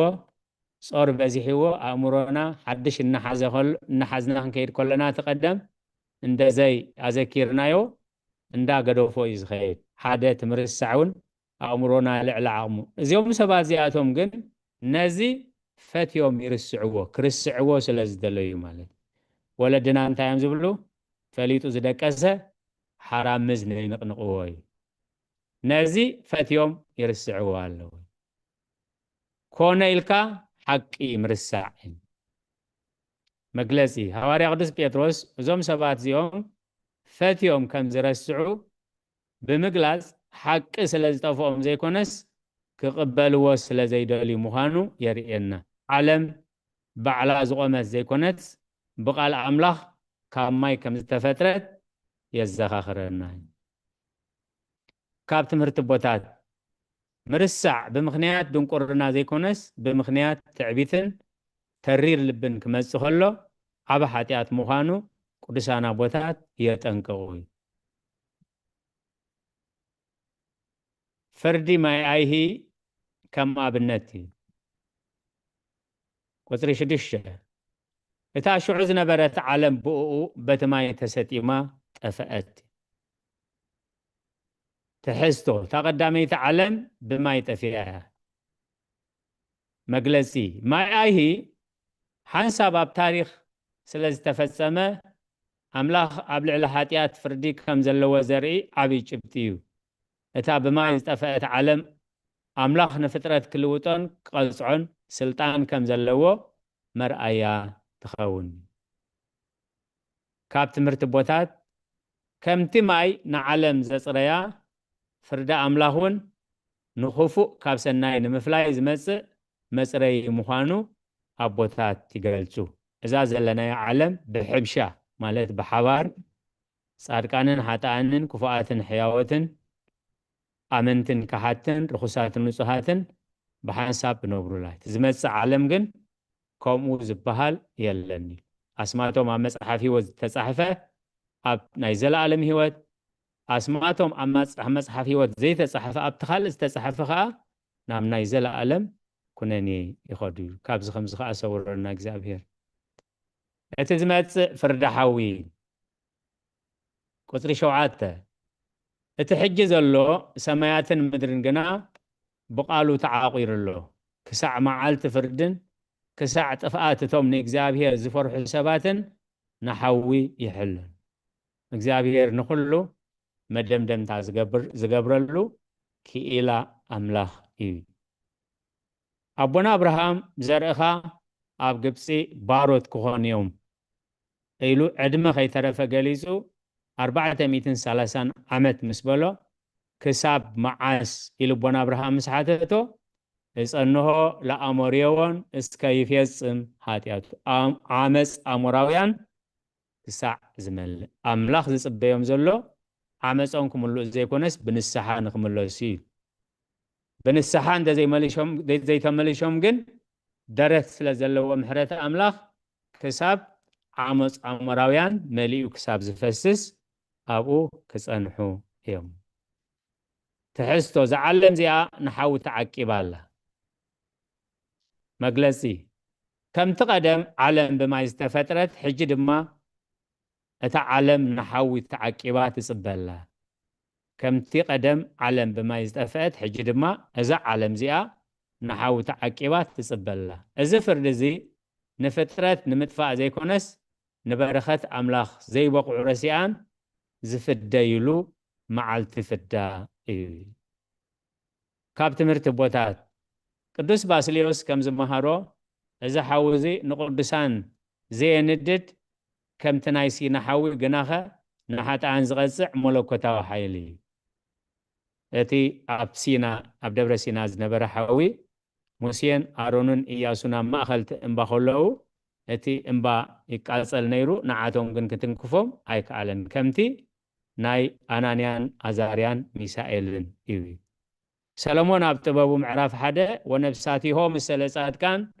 واستعد إجزابير وإلا كفو مسكاي إمن تنيب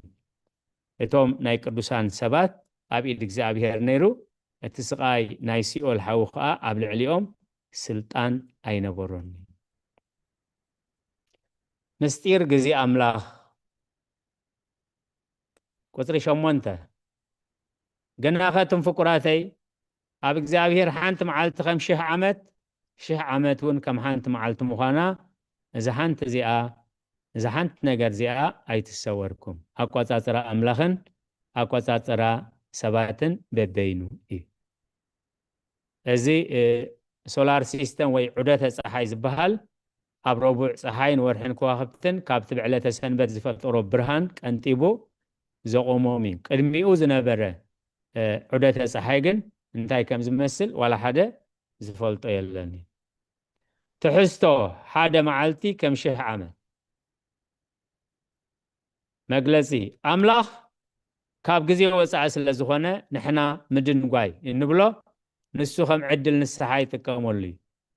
حدا معلتي أب قدميو 5 عمت مخانو تعجزتو بناي السب معك أنا خلقعو كن لكعو كم زيبلنا يمهرنا كابت مرتبوتات قدوس أغوستينوس أملاخ أبتلع لقزي زخونة زل عالماوي حجي أبتلع لقزي زخونة زل عالماوي هلاوية سلا زنبر نتتنت زنبرة أدامن قانا زي تولد ولدون بحنساب يزرق يومي بحري تعقست أملاخ قصرة الشعاتة قويتاس كلاتهم نامن السحاق بسهم بر حدا قاقت أفع زي فتس لزخونة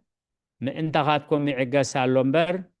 كم تنقلياتهم زدون قزو مسلم نتسفؤوا آيدون قيون أبونجيل ماتيوس معراف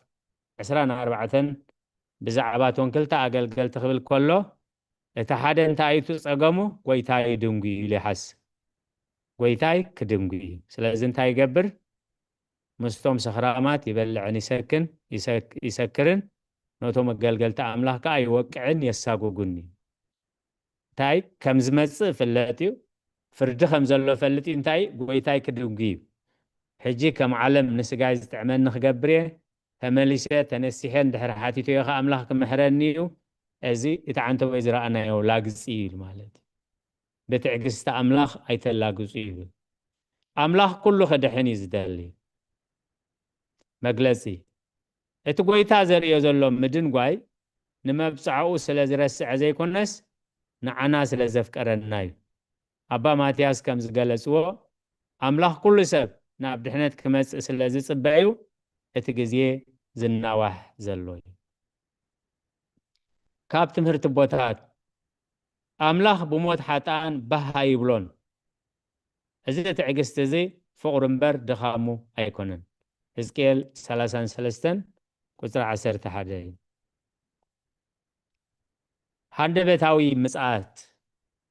هندبتاوي مسعات قويتا وي كم سراغي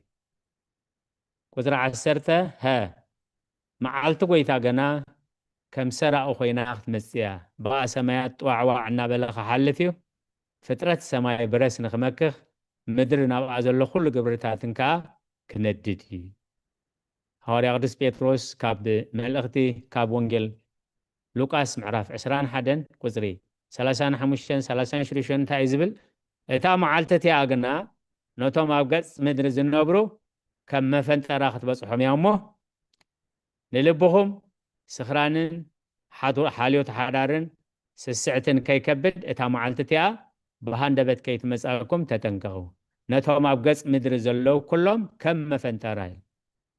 سلازي نتخل زمص سعيركم ابقن مود املاح دو كتبلو منتي ان نقحكم صليو معالت قويتا بهاندبت كتمصيا مجلسي كم سراغ زبل مسلا معالت قويتا بزي ملكتن بهاندبتن كم تمصي يرد ازي دما وترو دلوات كنكوننبر غزي خمزلنا حاسبنا بززحت لما قدي كنملالس كم زي بلنا يتنققنا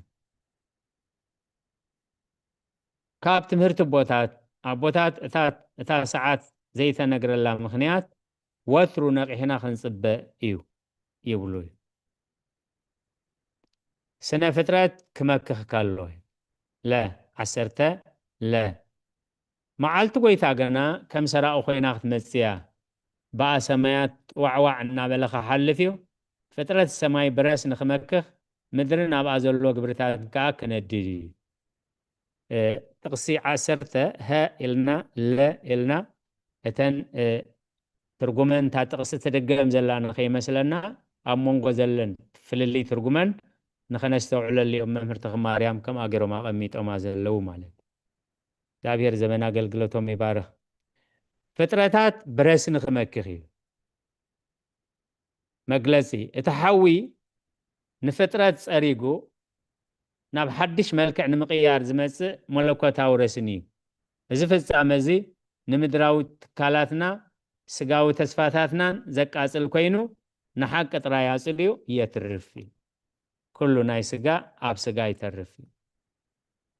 كابت مرتبوتات إذا ممكاخ مالت طفقات زي كونس كم تبرت بحوي حاليفو زصري علمون صريا تحدث مخانا يرد ورق خمكخ كله نتمطفع زي كونس نتمس ورق تحاويس زلو معدنات نوع امكي خاليت ورق مخانو زفلطلي سلاز ورقي بمنكخ كي حلفه ورق كخون ايكلني ناي نابرا حتول 11 قزر 11 7 ها داقيم إذا كله زفال على خاب كونه سليو سمايات بحاول مخيخو زفال عليه فترة سماي برسن زمكالو نتمسعات معالتا أملاخ ناتا تبخمن الناك على تفكمن بقدس نبرتن بفرحات اكزابيهرن كما يزبال خدكوني يزقباكم أبرستنا تسفا داقماي مسعاتن نابرا قدسنان نايز معراف زي أرستين تحستون تسفا مسعات قويتان نابرا قدسناني سلازي معالتا أملاخ ناتا تبخمن النات قالا تفكمن ماراناتا إيسوس كريستوس نعا تمسع منقستكي الناك على تقفكمن بقدس نبرتن بفرحات اكزابيهرن كما يزبال خدكوني يزقباكم بقدوس نبرتن بفرحات እግዚአብሔርን ክልተ ነገር ኣቐሚጥ ኣሎ ትሕዝቶ ከመይ ዝበለ ሰባት ክንከውን ይግባእ ቀንዲ መልእኽቲ ኣብዚ ዘሎ ዕላማ ዝብሎ መግለጺ ኩሉ ዝመክኽካብ ኮነ ልብና ኣብቲ ዝሓልፍ ሃብትን ስልጣንን ክትከል ከም ዘይብሉ ሐዋርያ ጴጥሮስ ይምዕደና ቅዱስ ኣካይዳ ማለት ምስቲ ዘይሓልፍ ኣምላኽ ብመንፈስ ተኣሳሲርካ ምንባር ማለት እዩ ካብ ትምህርቲ ቦታት ክርስቶስ ክመጽእ ከሎ ኣብ ከመይ ዝበለ ኩነታት ክረኽበና ንደሊ ዝብል ሕቶ ወትሩ ኣብ ቅድሚ ዓይንና ከነንብር ኣቦታት ይምዕዱ ንመዓልቲ ኣምላኽ ምቅልጣፍ እንታይ ማለት እዩ ምቅልጣፍ ከመይ ጌርና ኢና ንሕና ከም እንቕልጥፍ ወይ ከተደንጉ ክንገብራ ንኽእል ዲና ንመዓልቲ ኣምላኽ እናቃለጠፍኩም ክብል ከሎ እንታይ ማለት እዩ ካልኣይ ትርጓሜ ለ ኢልዎ ኣሎ ደጊም እዚ ኩሉ ዝፈላለ ካብ ኮነ ስለዚ ሰማያት ብሓዊ መኺኹ ዝፈላለየሉ ፍጥረት ሰማይ ብረስኒ ዝመከሉ ነቲ ምጽኣት መዓልቲ ኣምላኽ እናተጸበኹምን እናቃላጠፍኩምን ብቅዱስ ንብረትን ብፍርሃት እግዚአብሔርን ከመይ ዝበሉ ክትኮኑ ዝግባኣኩም ንሓደ ካብዞም ቅዱሳን ኣቦታትና ቅሬታ ሽሞማ ይዘከርክዎም ሰይጣን መይጽዩሲ እንታይ ኢኻ ክንደዚ ትጸውም ትጸሊ ትሰግድ 50 ዓመት እኮ ይተሪፍካ ዘሎ ን50 ዓመት ሲ ኣሲልካ ከተርክበሉ ትኽእል ኢኻ ተስፋ ከቕርጾም ማለት እዩ ንሶም ግን ትውዲት ስለ ዝፈለጥዎ ኣነ ዳ 100 ዓመት መሲልኒ ተሪፍኒ ዘሎ እንዴ እስክብል ጸኒሐ 50 ዓመት ተኾይነንስ መቐልቲ ክቆይ ፍርቂ ነጊርካኒ ኢሎም ንሰይጣን ምስ መለስሉ ዕርፍቶም ግን ድሕሪ 3 መዓልቲ ነይሩ ማለት ስለዚ ነቲ ምጽኣት መዓልቲ ኣምላኽ እናተጸበኹምን እናቀላጠፍኩምን ብቅዱስ ንብረትን ብፍርሃት እግዚአብሔርን ከመይ ዝበለ ክትኮኑ ይዝግባኣኩም ትሕዝቶ ንምጽኣት ጎይታ ምጽባይን ምቅልጣፍን መግለጺ ኣመንቲ ብትግሃቶምን ብጸሎቶምን ንምጽኣት ጎይታ ከም ዝቐልጥፉ ጴጥሮስ ይገልጽ መዓልቲ ጎይታ ክትመጽእ ክንጽልን ክናፍቕን እምበር ክትድንጉ ክንደሊ የብልናን ቅዱሳን እግዚአብሔር ነዛ ዓለም ዘፍቅሩሉ ኣብዛ ዓለም ዝጸለይዎ ኣብዛ ዓለም ዝጸምዎ ኣብዛ ዓለም ዝደኸምዎ ኣብዛ ዓለም ዝተዋረድዎ ኣብቲ ዝመጽእ በረኸት ህይወት ስለ ዝኾኖም እዩ ማለት ስለዚ መዓልቲ ጎይታ ክትመጽእ ክንጽልን ክናፍቕን እምበር ክንድንጉ ክንደሊ የብልናን ማለት ኣቡነ ዘበሰማያት ንብል እንዲና ትምጻእ መንግስትከ ንብል እንዲና ግን ብልምዲ ብልሳን ዘይኮነስ ብውሽጥና ክርስቶስ ሎም መዓልቲ እንተመጽኡ ሎሚ ፍርቅ ለይት እንተዳኣ መጽኡ ኩሉ ግዜ ብዙሕ ግዜ ኣቦታት እንታይ እዮም ዝብሉ ሰለስተ ነገር እዮም ኣብ ህይወቶም ዝዝክሩ ሰንካ እንታየን ጸኣተ ነፍስ እምስጋ ቀዊም ቅድመ እግዚአብሔር ጸኣተ ፍትህ ማእፈ እግዚአብሔር ስጋን ነፍስን ዝፈላለያሉ ንፍርዲ ፍጡራት ኣብ ቅድመ ኣምላኽ ዝቆምሉ ካብ ኣፍ ኣምላኽ ውሳኔ ናይ ዘለዓለም ውሳኔ ዝወጻሉ ክርስቲያን ነዚአን እናዘከረ እዩ ዝነብር ማለት ነዚአን እንድሕር ዘይዘኪርና ኣብ ላግፅን ኣብ ካልእን ኢና ክንከይድ ኣምላኽ ይቕረ ይበለልና ካብ ትምህርቲ ቦታት ብንስሓን ብቅዱስ ናብራን ንጎይታ ወጎይታ ነዓ ማራናታ ብምባል ነቲ ግዜ ናብ መፈጻሙ የቕርቦ እዩ ሓድሽ ተስፋ ቁጥሪ 13 ንሕና ገና ከምቲ ተስፍኡ ጽድቂ ዝነብረሉ ሓድሽ ሰማያትን ሓድሽ ምድርን ንጽበ ኣለና ስለዚ ብርግጽ እዚ ድዩ ተስፋይ እዚ ድዩ ትጽቢት ኢልና ንነብስና ክንሓታ ሃዳሳተ ሰማያተ ወሃዳሳተ ምድረ ንሴፎ ዘበውስቴቶን የሃድር ጽድቂ እዩ ንሕና ገና ከምቲ ተስፍኡ ጽድቂ ዝነብረሉ ሓድሽ ሰማያትን ሓድሽ ምድርን ንጽበ ኣለና እንተ ይርእያ ዓይነ ንስር ወእንተ ይኬድዋ ብእግሪ ደቂቅ ዝሁራን እዩ نحنا قنا خمت تسفو صدق زنبرلو حدش سماين حدش مدرن نصبه علنا إذا خون تسفناها تثبيتناها እግዚአብሔር ردأنا ناب تصبح زقدفنا ወይ ናብ تصبح نقدفو ዓለምን ዘይኮነስ ናብ تصبح ዝጽበየና ናብ تصبح ንኸዶ ዓለም ክኸውን ተስፋና እዩ ጽድቂ ዝነብረሉ ኢሉ ኣብዚ ዓመፅ ዝበሃል የለን ኢሉ ኣብቲ ዓለምቲ ዓመፅ ዝበሃል ናይ ዓመፅቲ ዓለም ኣብ ካሊእ ኢሉ ሓድሽ ሰማይን ሓድሽ ምድርን መግለጺ ተስፋና ኣብቲ ዝመጽእ ዓለም ዘይኮነስ ኣብቲ ጽድቂ ጥራይ ዝሰፍነሉ ሓድሽ መንግስቲ እዩ እዚ ሓድሽ ሰማይን ምድርን እቲ ኣምላኽ ካብ ጥንቲ ዘዳልዎ ናይ ዘለዓለም መዕረፊ ቅዱሳን ካብቶም 10 ዓለማት ዝበሃሉ 5 ዓለመ መሬት እዮም እቶም 5 ዓለመ መሬት ከዓ ኣብቲ ካልኣይ ምጽኣት ክሓልፉ እዮም እዚ ዘለናዮ ዓለም ገነት ሲኦል ሃገረ ሕያዋን ሃገረ ብፁዓን እዚኦም ኩሎም እንታይ ክኾኑ እዮም ክሓልፉ ከም ሽምዓ መኺኾም ክሓልፉ እዮም ካብ ትምህርቲ ቦታት ቅዱስ ዮሐንስ አፈወርቅ ከም ዝበሎ እቲ ተስፋ ካብቲ ዝጠፍእ ሓዊ ንላዕሊ ዓብዩ ንሕና ንጥፋኣት ዘይኮነስ ንሓድሽ ልደት ዓለም ኢና ንጽበይ እንታይ ኢሉ እቲ ተስፋ ካብቲ ዝጠፍእ ሓዊ ንላዕሊ ዓብዩ እሱ ስለ ዝዓቢ ኢኻ ሰማዕታት ኣብ ሓዊ ከኣቱ ከለው እናዘመሩ ዝሓልፉ ማለት እቲ ተስፋ ካብቲ ዝጠፍእ ሓዊ ንላዕሊ ዓብዩ ንሕና ንጥፋኣት ዘይኮነስ ንሓድሽ ልደት ዓለም ኢና ንጽበ ዘለና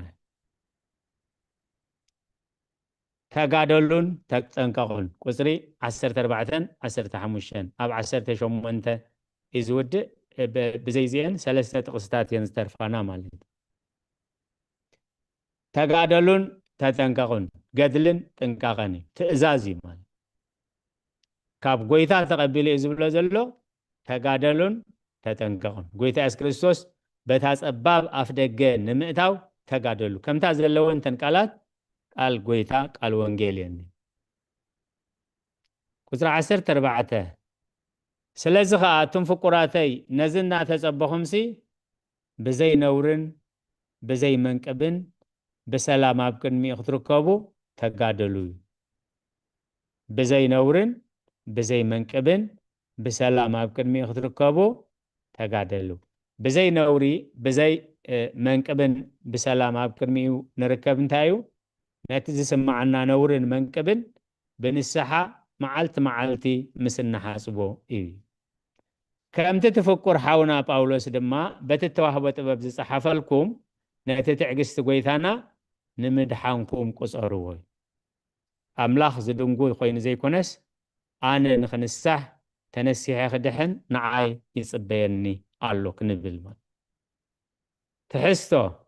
ብዘይ ርኽሰት ኣብ ቅድሚኡ ንምርካብ ተጋደሉ መግለጺ ኣብ ቅድሚ ጎይታ ብሰላም ክንርከብ እንተኾይንና ካብ ርስሓት ዓለም ተጋዲልና ተሓሊና ክንጋደል ይግባእ እቲ ኣምላኽ ዝህበና ዘሎ ተወሳኺ ናይ ህይወት ግዜ ድማ ንዕብየትናን ንድሕነትናን ዝተዋህበ ክቡር ዕድል እዩ ካብ ትምህርቲ ቦታት ጴጥሮስ ንጳውሎስ ፍቁር ሓውና ምባሉ ኣብ መንጎ ቦታት ዘሎ ናይ ፍቅርን ሓድነትን ኣብነት እዩ ኣቦታት በዓለ ብርሃን ክጽውዑ ከለው ወደየ ኢሉ ክጽውዑ ከሎ ኣቦየ ኢሉ ክምልሰሉ ከሎ እዩ ስለዚ ፍቁር ሓውና ይብሎ ጴጥሮስ ንጳውሎስ ክዝክሮ ከሎ እዩ ምጥዋይ ጽሑፋት ቁጽሪ 16 ንሱ ኣብ ኩላተን ደብዳቤታቱ ድማ ነዚ ነገር ዝኽዛረብ ከሎ ኣብኡ ንምስትውዓሉ ዘሸግር ሓያል ነገር ኣሎ ቶም ደናቁርትን ዘይጽኑዓትን ከምቲ ነቲ ካልእ ጽሑፋት ንጥፍኣት ርእሶም ዝጠዋወይዎ ገይሮም ይጠዋዊዎ ኣለዉ ከነንብብ ከለና ዘይተረዳእና ነገር ክልተ ነገር መፍትሒ ከም ዘለዎ ኣቦታት ይምህሩ እቲ ቀዳማይ ኣቦታት ቤተክርስቲያን እንታይ ኢሎም ተርጊሞሞ ዝብል ካልኣይ ከዓ ለእመረከብከ ቀለመ ጸዋገ ተመያየጥ 12 ግዜያተይ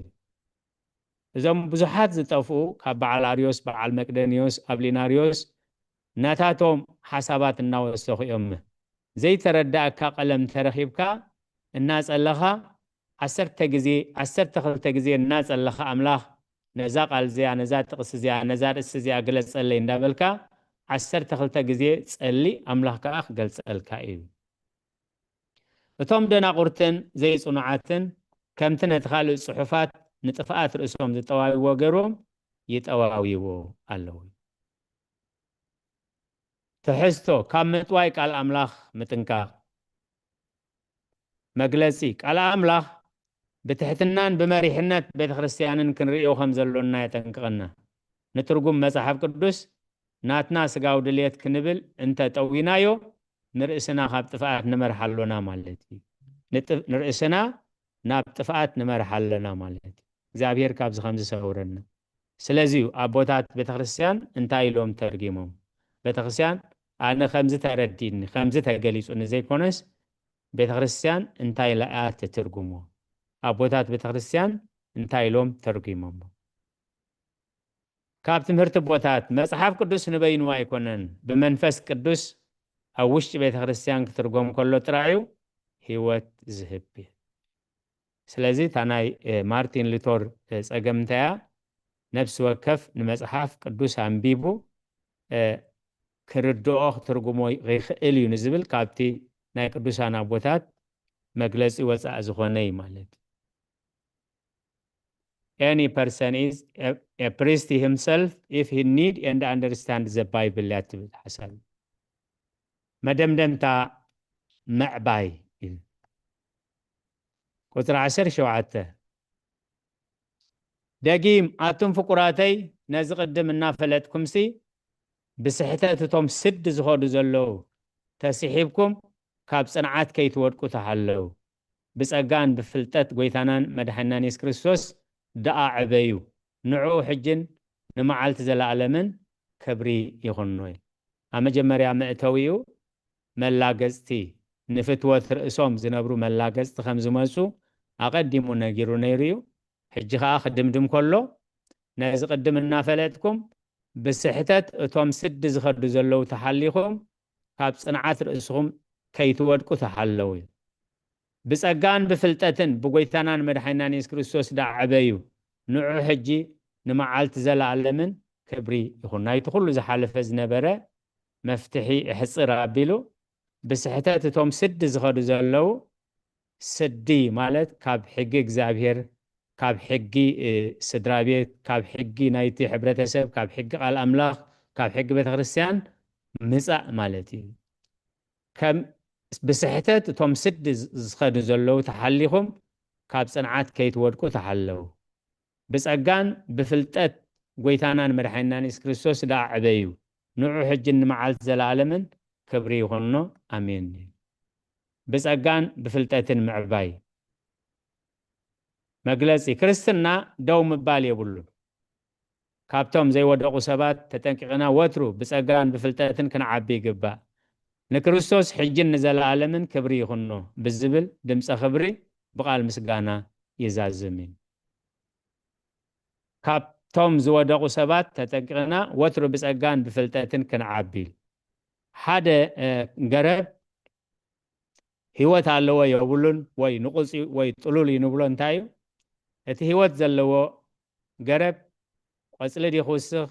ሱር ዲ ክውስኽ ቆጽሊ ዲ ኸርግፍ ዕምባባ ዲ ክዕምብብ ፍረ ዲ ክፈሪ ፍረ ዲ ኸርግፍ ኩሉ ግዜ ህይወት ስለ ዘለዎ ኩሉ ግዜ ኣብ ዕብየት ኣሎ እቲ ዝነቐፀ ከም ዝንሪኦ ባህሎ ናይ ኤሌክትሪክ ግን ሓንሳብ ምስ ተተኽለ ዝውስኾ የብሉ ዝጎድሎ የብሉ ስለዚ ኣብ መንፈሳዊ ህይወት ምዕባይ እንድሕር ዘየልዩ ምድስካል ኣሎ ማለት እዩ ክርስቶስ ደው ምባል ክርስትና ደው ምባል የብሉን ካብቶም ዝወደቁ ሰባት ተጠንቂቕና ወትሮ ብጸጋን ብፍልጠትን ክንዓቢ ይግባእ ንክርስቶስ ሕጂ ንዘለዓለምን ክብሪ ይኹኖ ብዝብል ድምፂ ክብሪ ብቓል ምስጋና ይዛዝም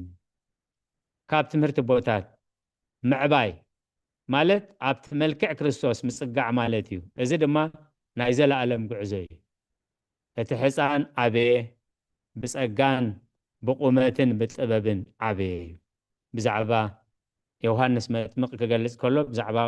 ስጋዊ የጎይታና ኢየሱስ ክርስቶስ ገልጽ ከሎ ብጸጋን ብጥበብን ብቁመትን ዓበየ መደምደምታ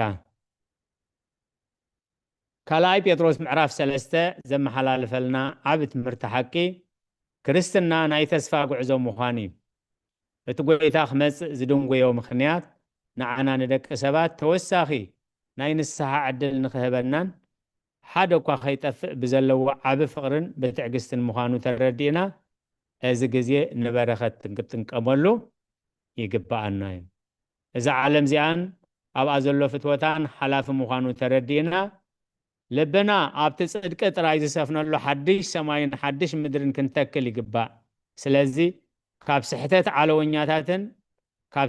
ዓለወኛታት ተጠንቂቕና ወትሩ ብጸጋን ብፍልጠት ጎይታናን መድሓኒናን ኢየሱስ ክርስቶስን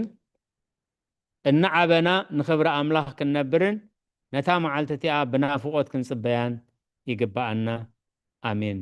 ክብርን ምስጋናን እግዚአብሔር ይኹን ንመልእኽቲ ቅድስት ቤተ ክርስቲያን ጽኒልኩም ስለ ዝሰማዕኹሞ ኣብ ትገብርዎ ጸሎት ጽኒሉ ይስማዓኩም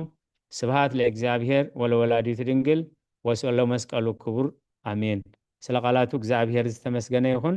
አጀሚሩ ንዘፈጸመና ልዑለ ባህሪ ፈጣሪና አምላከ ቅዱሳን ናይ ባህር ምስጋና ይብጽሐዮ ንዝተረፈ ናይ አገልግሎት መደባትና አውደ ምህረት ንሓውና ዲያቆን መሐሪ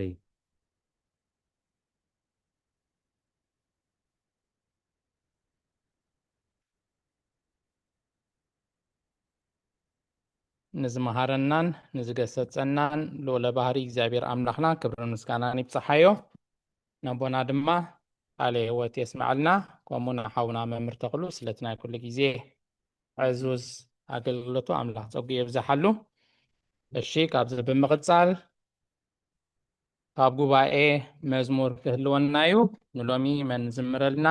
ብፍላይ ዘሚርኩም ደይ ትፈልጡ እንተሃሊኹም ወይ ከዓ ብዙሕ ግዜ ደይ ትዝምሩ እንተሃሊኹም ቀዳምነት ንዓኹም ዕድል ክህብ እየ يكون هاي أنا زمر ولا على تدك ኣሁና ዲያቆን ግርማይ ሓፍትና ሉላውን ኢዳ ሓፍ ኣቢላ ኣላ ካብ ክልቲኹም ኣክሊኹም كانوا لا حفن حبا عني لا دعني يزمر ديكون لا زي مركب واحد يركح خالي زم بالحف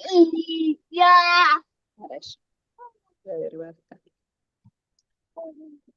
كم بزح بدلت المزمر تزمري كم بزح بدلت خوين قطعتي عيود عني تزرزر حداتي عيود عني تزرزر حداتي تملس اندابلكو كبلو مصباح تملس اندابلكو كبلو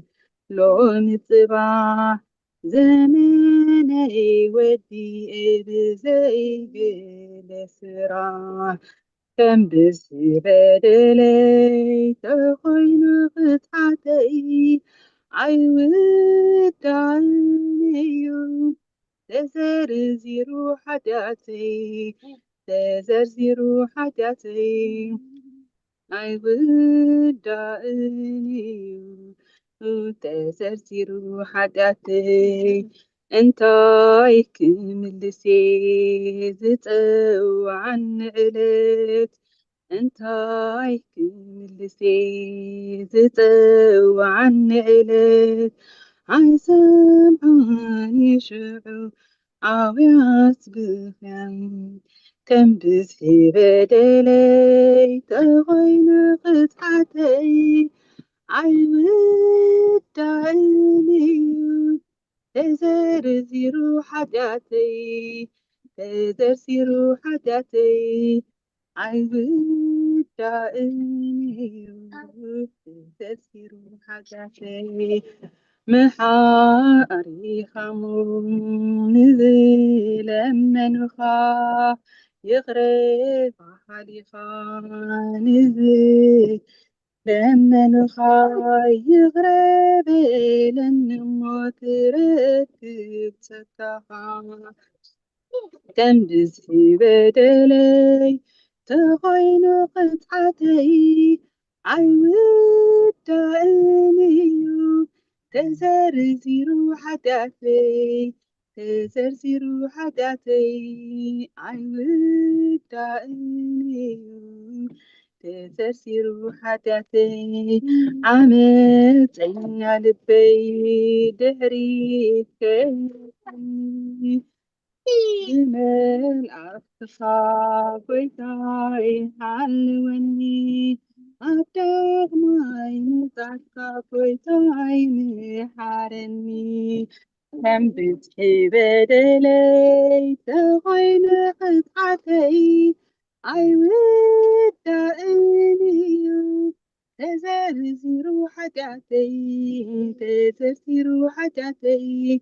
عيود دائني تزرزي روحتي سلام مزمور الفاتحة كور مستعنا هنا يعني الذي أقنع آمين قال وتسمع لنا حفتنا له بين دارغب يا والد الترس ساعة مزمور أمتيخي تعمت مزمور وذكر كنا فقد أملاخ كنا إحنا ونابز سنعنا خنزمرة ماشي كان بزح بدلي تخوين قطعاتي أي ودانيو تزرزي رحاتياتي أي وداني تنجي رحاتياتي بمبال أتا تحستا خمزخن سمعات سنحنا ناين السحا مزموريا زماني بخون تودي ايو أملاخ قرب الليلين أبا خامل سني خيت أفخي ودق تبل عباي تصلوتيا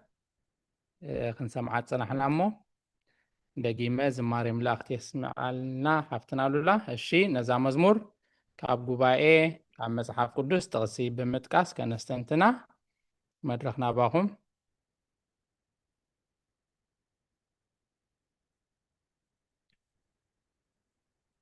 مزات مرتون تخيليا ندحر خنستوعل الله تنحنا أبتي زتصوع العلت سنتاي لخملس ينتاي لبقدمي خاططو كبليه إيه تبل مزانا يلومي قاليت ملك بطرس معراف سلستون تخيلي أتا مزمور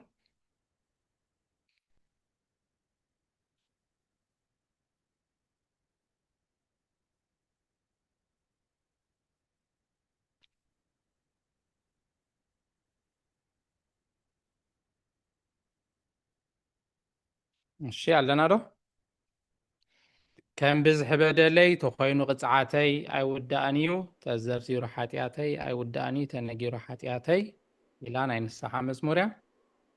مولو له الشمع ماملو مزمور داويت 51 شيء رابعين خامسين سادسين كلن بحدا خداين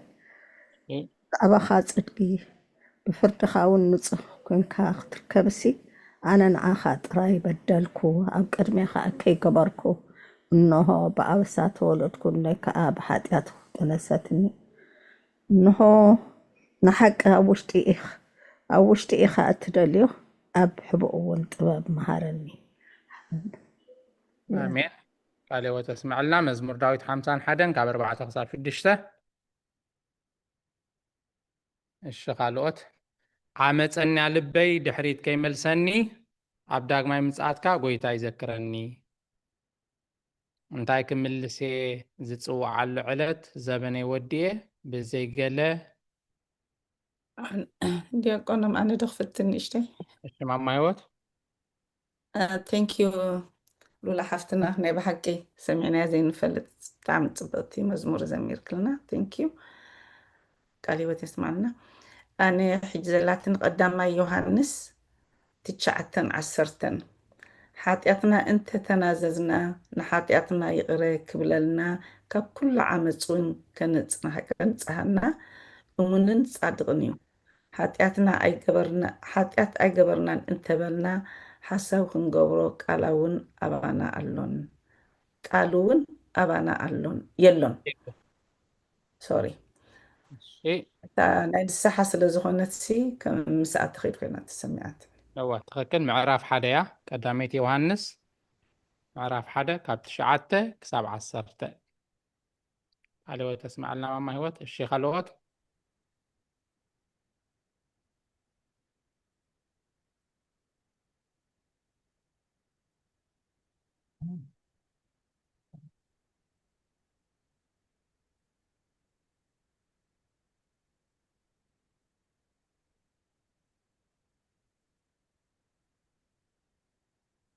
እሺ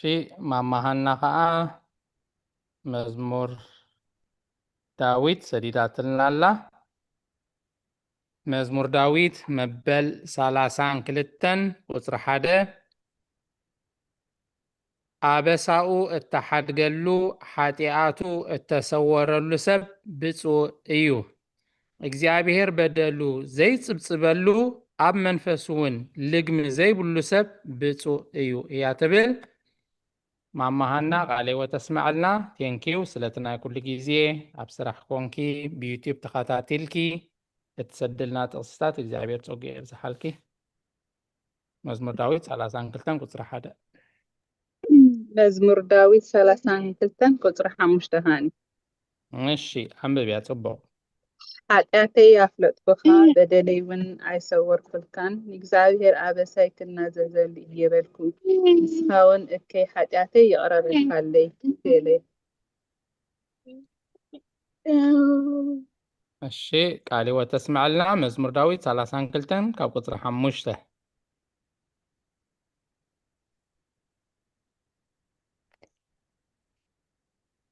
እሺ ካልኦት ጊዜና እንጠቀመላ ቁሩብ ደቂቃ እንደለዋና እንድተዳለኹም ተሃሊኹም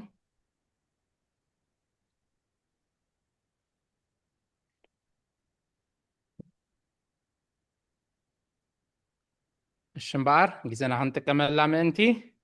ዳርጋ 10 ደቂቃ ጥራይ እንደለዋና ናብቲ ናይ ሎሚ ዝነበረ ትምህርቲ ክንሰግር ኢና ሓራይ ሎሚ ከም ፈቃድ ኣምላኽ ካልአይቲ መልእክቲ ጴጥሮስ ምዕራፍ 3 ኢና ተማሂርና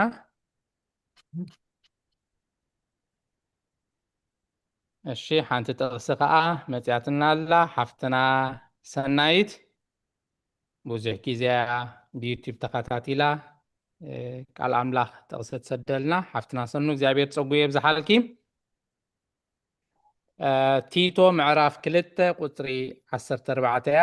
ናይ ሐዋርያ ቅዱስ ጳውሎስ መልእክቲ ናብ ቲቶ ምዕራፍ 2 ቁፅሪ 14 ከምዚ ይብል ኢየሱስ ክርስቶስ ካብ ዓመፃ ዘበለ ምእንቲ ሓራ ከውፀአና ንርእሱ እውን ንሰናይ ግብሪ ዝቐንዕን ገንዘቡ ዝኾኖን ህዝቢ ምእንቲ ከንጽህ ኢሉ ነፍሱ በጃና ኣሕለፈ እያ ትህብ ቃሌወ ተስማዕልና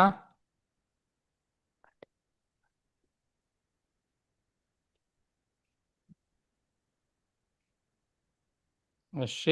እምበኣር እታ ጊዜና ክንጥቀመላ 10 ደቂቃ ጥራይ ስለ ዘላ ናብዚ ናይ ሎሚ ዝተማሃርናዮ ትምህርቲ ከነብል ኢና እቶም ዲያቆናት ጊዜ ከይንቐትል ምእንቲ ሕግዝ ኣቡሉና እስኹም ክጅምሩ ኣቡና ዲያቆን ሳሙኤል ድማ ዓንተወይ ነተን ኣዴታት ዕድል ክህብ ኢለ ፍታ ንባብ ሰጊረካየ ንሓደ ክልተ ኣዴታት ቀዲምካ ንኣቲኻ ነርካ እስኻ ሓንቲ ሓይሽ ኢለ ዘሊለካ እሞ ኣብዚኣ ፅቡቅ ጌርካ ተብረህልና ቃል ኣምላኽ ከተስተንትነልና ሓውና ዲያቆን ግርማይ እውን ከምኡ ካልኦትን ኩልኹም እንታ ጊዜ ንጠቀመላ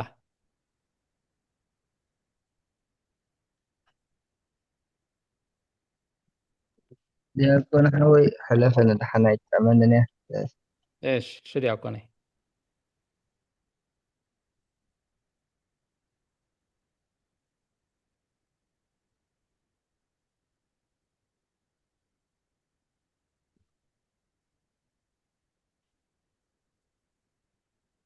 ጊዜና ንጠቀመሉ ኣነ ሂንቲ ክበኩም እየ ብስክሪን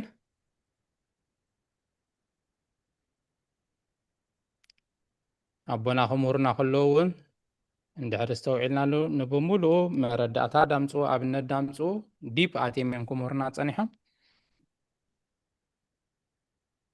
እስኪ እዛ ቁፅሪ 4 መነስተንትነልና ተስፋ ምጽኣቱ ደኣ ኣበይ ኣሎ ካብቲ ኣቦታትና ዝደቀሱላ ዝሞቱላ ማለት እዩ መዓልቲ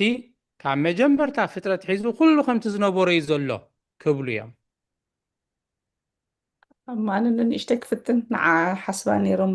ከስተንትና ዶ ኢላ ሓስብ ነይሮሞ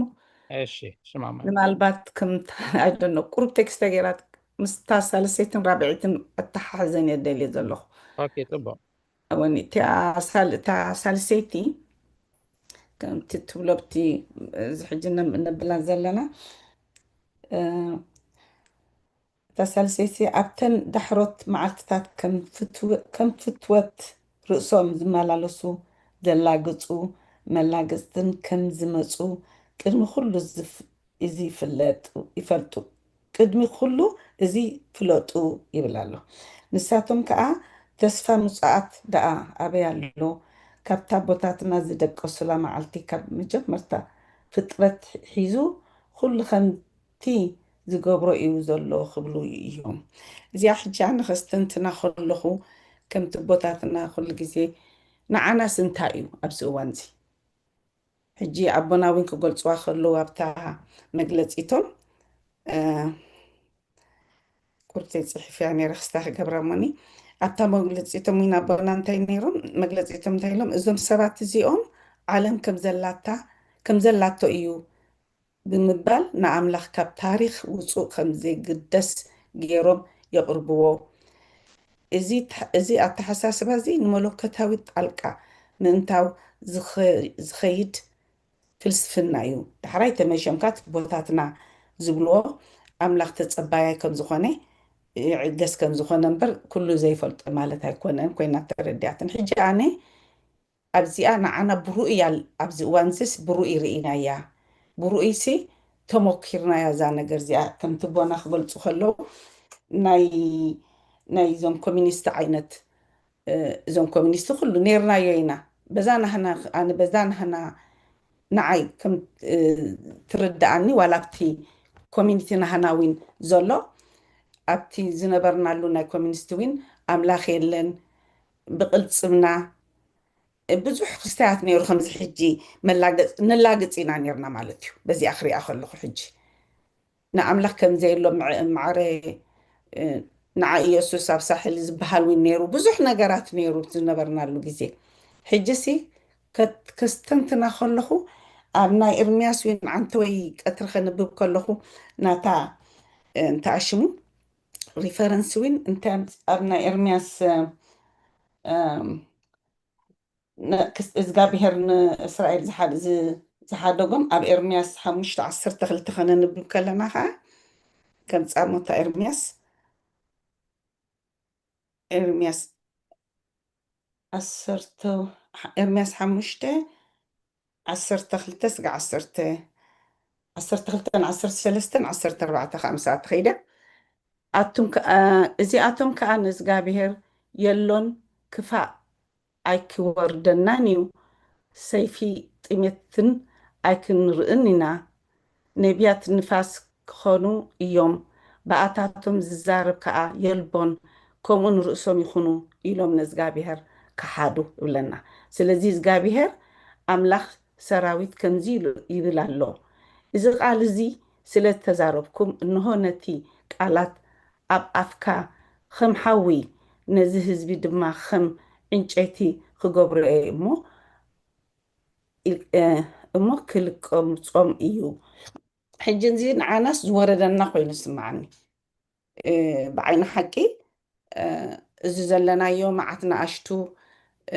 ዓዶም ገዲፎም ኣብ ቀላይ ዝኸዱ ኣብ ብእንስሳታት ንውር ዘይረኽቡ ዘይቅበሩ ብዙሕ ነገራት ኢና ንረክብ ዘለና ድሕሪ ናፅነት ዓድና ረኪብና ኢልካ ከምዚ ዘለናዮ ሕጂ ክንወርድሲ እዚኣ ንዓይ ብጣዕሚ ናይ ብሓቂ እትንብሎ ነበርናሲ እቲ ሕማቕ ዘረባታት ንዛረቦ ነበርና ፀርፎ ኹን ዋላ ክስታይሲ ንድሕሪት 4 ግዜ ንድሕሪት ተመሊስና ኮይኑ ተሰሚዕኒ እሞ ብጣዕሚ ብጉሁድ ንዓና ኮይና ተሰሚዓትኒ ንማልባት ቁርብተይ ትውስኹ ለይትኾኑ እሳይ ከስተንት እንደለ እሺ ማማ ህይወት ቃል ህይወት ተስምዓልና ቁጥር 3 ቁጥር 4 ያ ኣስተንቲናትልና ካብ ኤርምያስ 5:12 ውን ጠቂሳትልና ደጊመ ቃል ህይወት ተስምዓልና እሺ ካልኦት ጊዜና ንጠቀመሉ ዲያቆን ሓወይ ድምፂ ህልዎ ረኾን ዝናተ እወ ፅቡቅ ዝስማዕ ኣሎ ዲያቆን ሓወይ እግዚአብሔር ይመስገን ረበና ቃል ህይወት ተስምዓልና ሓውና ዘመን አገልግሎት እግዚአብሔር ይባረክ ስለማሕበርና አምላክ ነመስገን ተፈክል ሲያምን እቲ ወላ ተገቢትና ተመዚነስ ነዘለና ህሉ ኩነታ ንዓና ተወክል ኮይኑ ኣትስማዓንታ ምዕራብ ኣቶ ስርቻዓተ ከኣኑ ጎይታስ ኩልና ንክንሳዕ ተነሲዕና ነታ 13 ተቂሶማ ዘሎ ነታ ዓይኒ ዘይረኣየታ ኣሕበትና ወዲ ሰብ ዘየሎ እቲ ሓዳስ ምድርን ሓዳስ ሰማይን ጎይታ ዘዳለወልና እንታይ ብለና ጎይታሲ ብምፅኣቱ ኣይድንጉን እንተኾነ ግን ንሕና ብምልኣት ንክንሳሕ ብዙሓት ኣዕዋትና ንፈቶ ኣብ ዝተፈላለየ ገደፍና ንክሞቱ ቀጥታ ድሕሪኡ ንርስዖ ንሕና ናይ ንስሓ ንርስዖ እቲ ጎይታይ ጎይታይ እንዳበልና ንኾነ ነበርና ሰባት ክንከብር ከለና ዋይ ከምዚ ኣራታ ህይወት እንዳበልና ንኸዳ ዝነበርና ግልብጥ ኢልና ኣብታ ድሕሪት ንመሳክ ጎይታ ንዓና ዝፅበየና ዘሎ ካብኦም ፅቡቅ ተግባር ስለ ዘለና ዘይኮነ ንሕና ንክንሳሕ ተነሲዕና ኸ ነዚኣ ንክንወርሳ ጎይታ ኩሉ ግዜ በቃ ንዓና ይፅበየና ንሕና ፍሉይ ነገር ስለዝገበርና ፅድቂ ስለዝገበርና ዘይኮነ ንሕና ተነሲዕና ግን ኣብ መገዱ ንክንመፅእ ግን ይፅበየና ኣሎ ገለገለ ሰባት ብዛዕባ ከምዚ ክንዕድም ከለና ኣብ ዝተፈላለዩ ስነ ሕብረተሰብና ከላግደፈና ሰብ ከይሄብትን ኢልካ ከይሰብ ከይሄብትን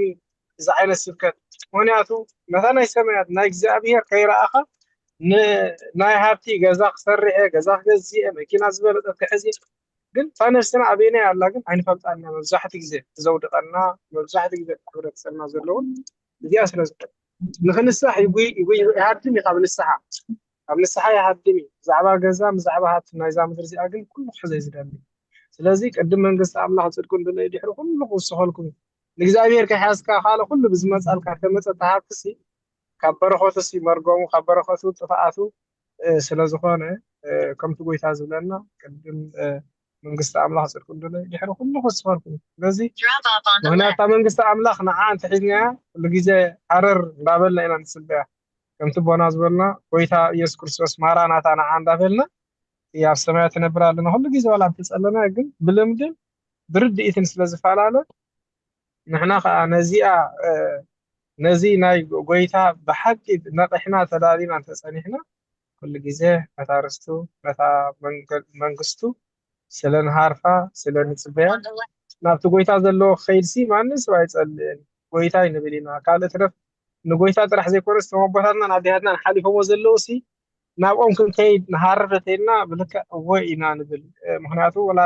ስድራና ክሓልፍ ከሎ ከዛ ምድሪ ክንደይ እንዳበኸና ክንደይ እንዳተቐምዘና ኢና ከይዶም ገዲፎምና ንብል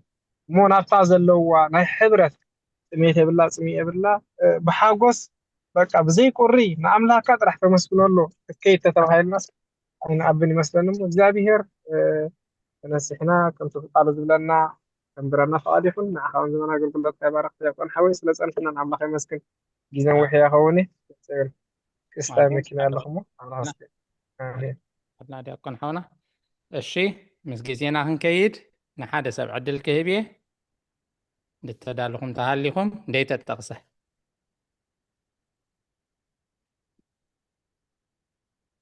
እሺ መምህር ሳራ ዲያቆን ሓዋ ማማር ዘነዲኺ ድምፂ ድገበርኪ دحن نقصتني دحن هبان ايش نانا تعدمت سلزي بولكي دحن نقصتي هفتي دحن نغلتي خنك بكيني حصر بيلكن اوكي ماشي ثانك يو قصر أسرت سلست أسرت 4 ماشي نهنا أنا كاب أسرت خلت جميري كبلا دلينيري زي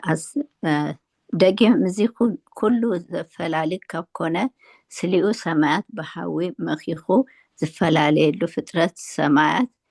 برسني زمكلو نتمزعات معلت أملاك نا تتصبيخو من نا قلاتفكو من بقدس نبرت بفرحات اكزافير كماي زبالة كتكونو يزقبعكم نهنا قنا كمتي تسفو تصدق إذا نبرلو حدش سماعات حدش مسدرن نصبع علنا سلازي كأبتم فقراتي نزي إنا تتصبيخم سي بزي نورن بزي مقنقبن بسلاب عم قدميو كتركبو تقادلو تتسفى يرينالو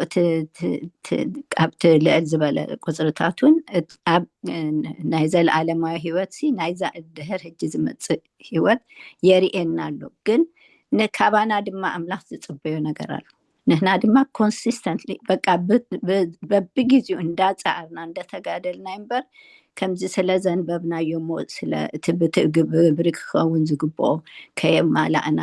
ንነፍስና ከየኣገትና ብሃይሊ ኣምላኽ እዩ ዝከኣል ብሰብ ዝከኣል ነገር የለን ግን ሃይሊ ኣምላኽ ይሃበና እሞ ነቲ ተጋድሎስ ክንክእሎ ክንወፆ እቲ ቆኖ መገዲ ድማ ክንሕዝ እግዚአብሔር ከግዘን አሜን ቃልዎ ተስማዕልና መምህር እሺ ማማ ንግስቲ እሺ በስመ አብ በስመ ወልድ በስመ መንፈስ ቅዱስ አሐዱ አምላክ አሜን أنا من الساعة حزيان يرى جند عن تاشعيت عسريتن تاش من جبران قويتاس كلها بنام الصحة بس حنبر نحدك وقت زي فتوس لزهونة من أنتهم يعجز قالوا مبر كم تنقلي أثهم زدون جز مسلم تسفقوا أيدون جينيو يبلا له بحكي زابير سزعجز النازلوس نحنا نابن الصحة كنملس نحنا نابو خنملس كاب طفقات كندحن كي نتأفق نحد تيسعن شعتن نجدات قديف ملأك تقديف سنة حدا قدام كده اللي خمس متى جنشل كم زخانة من تانا كم استسقاله جهاز بقى قويتاسي بدون قدر اللي مثلنا جنا أي بيزل متصات أبي كركبلنا ندابلنا هنا بحكي نزانا قاعدة لنا موني بقى بدون نحنا جن نسجن نبن الصحة نبتصح كن ناب قدس قربان كن بتصح ناب خنصقع يصبينا زلو مدن قويس نعنا زحاشيو مدن قويس نحنا خنصح يصبينا زلو هينا تسمعني عليه تسمعنا كلهم ابونا زونا اغلغلتكم بارك كلكم امين قالوا تسمع لنا الشمبار قريتا غيزي ስለዝኸደት ናብ ጉዳና ገጽና ኢና እተን ተሪፈን ደልዋ ግዜ አቦና በመልአክ ሰላም ምኽርን ማዕዳን አስተንትኖን አፈሻው መግለጽን ገይሮም بتصلوت كعصولنا يوم مدركنا ببنا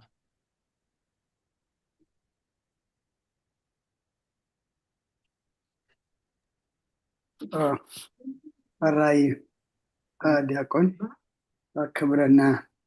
مسكاننا أملاك يكون زمان أقول قلت كايبارخ من أبونا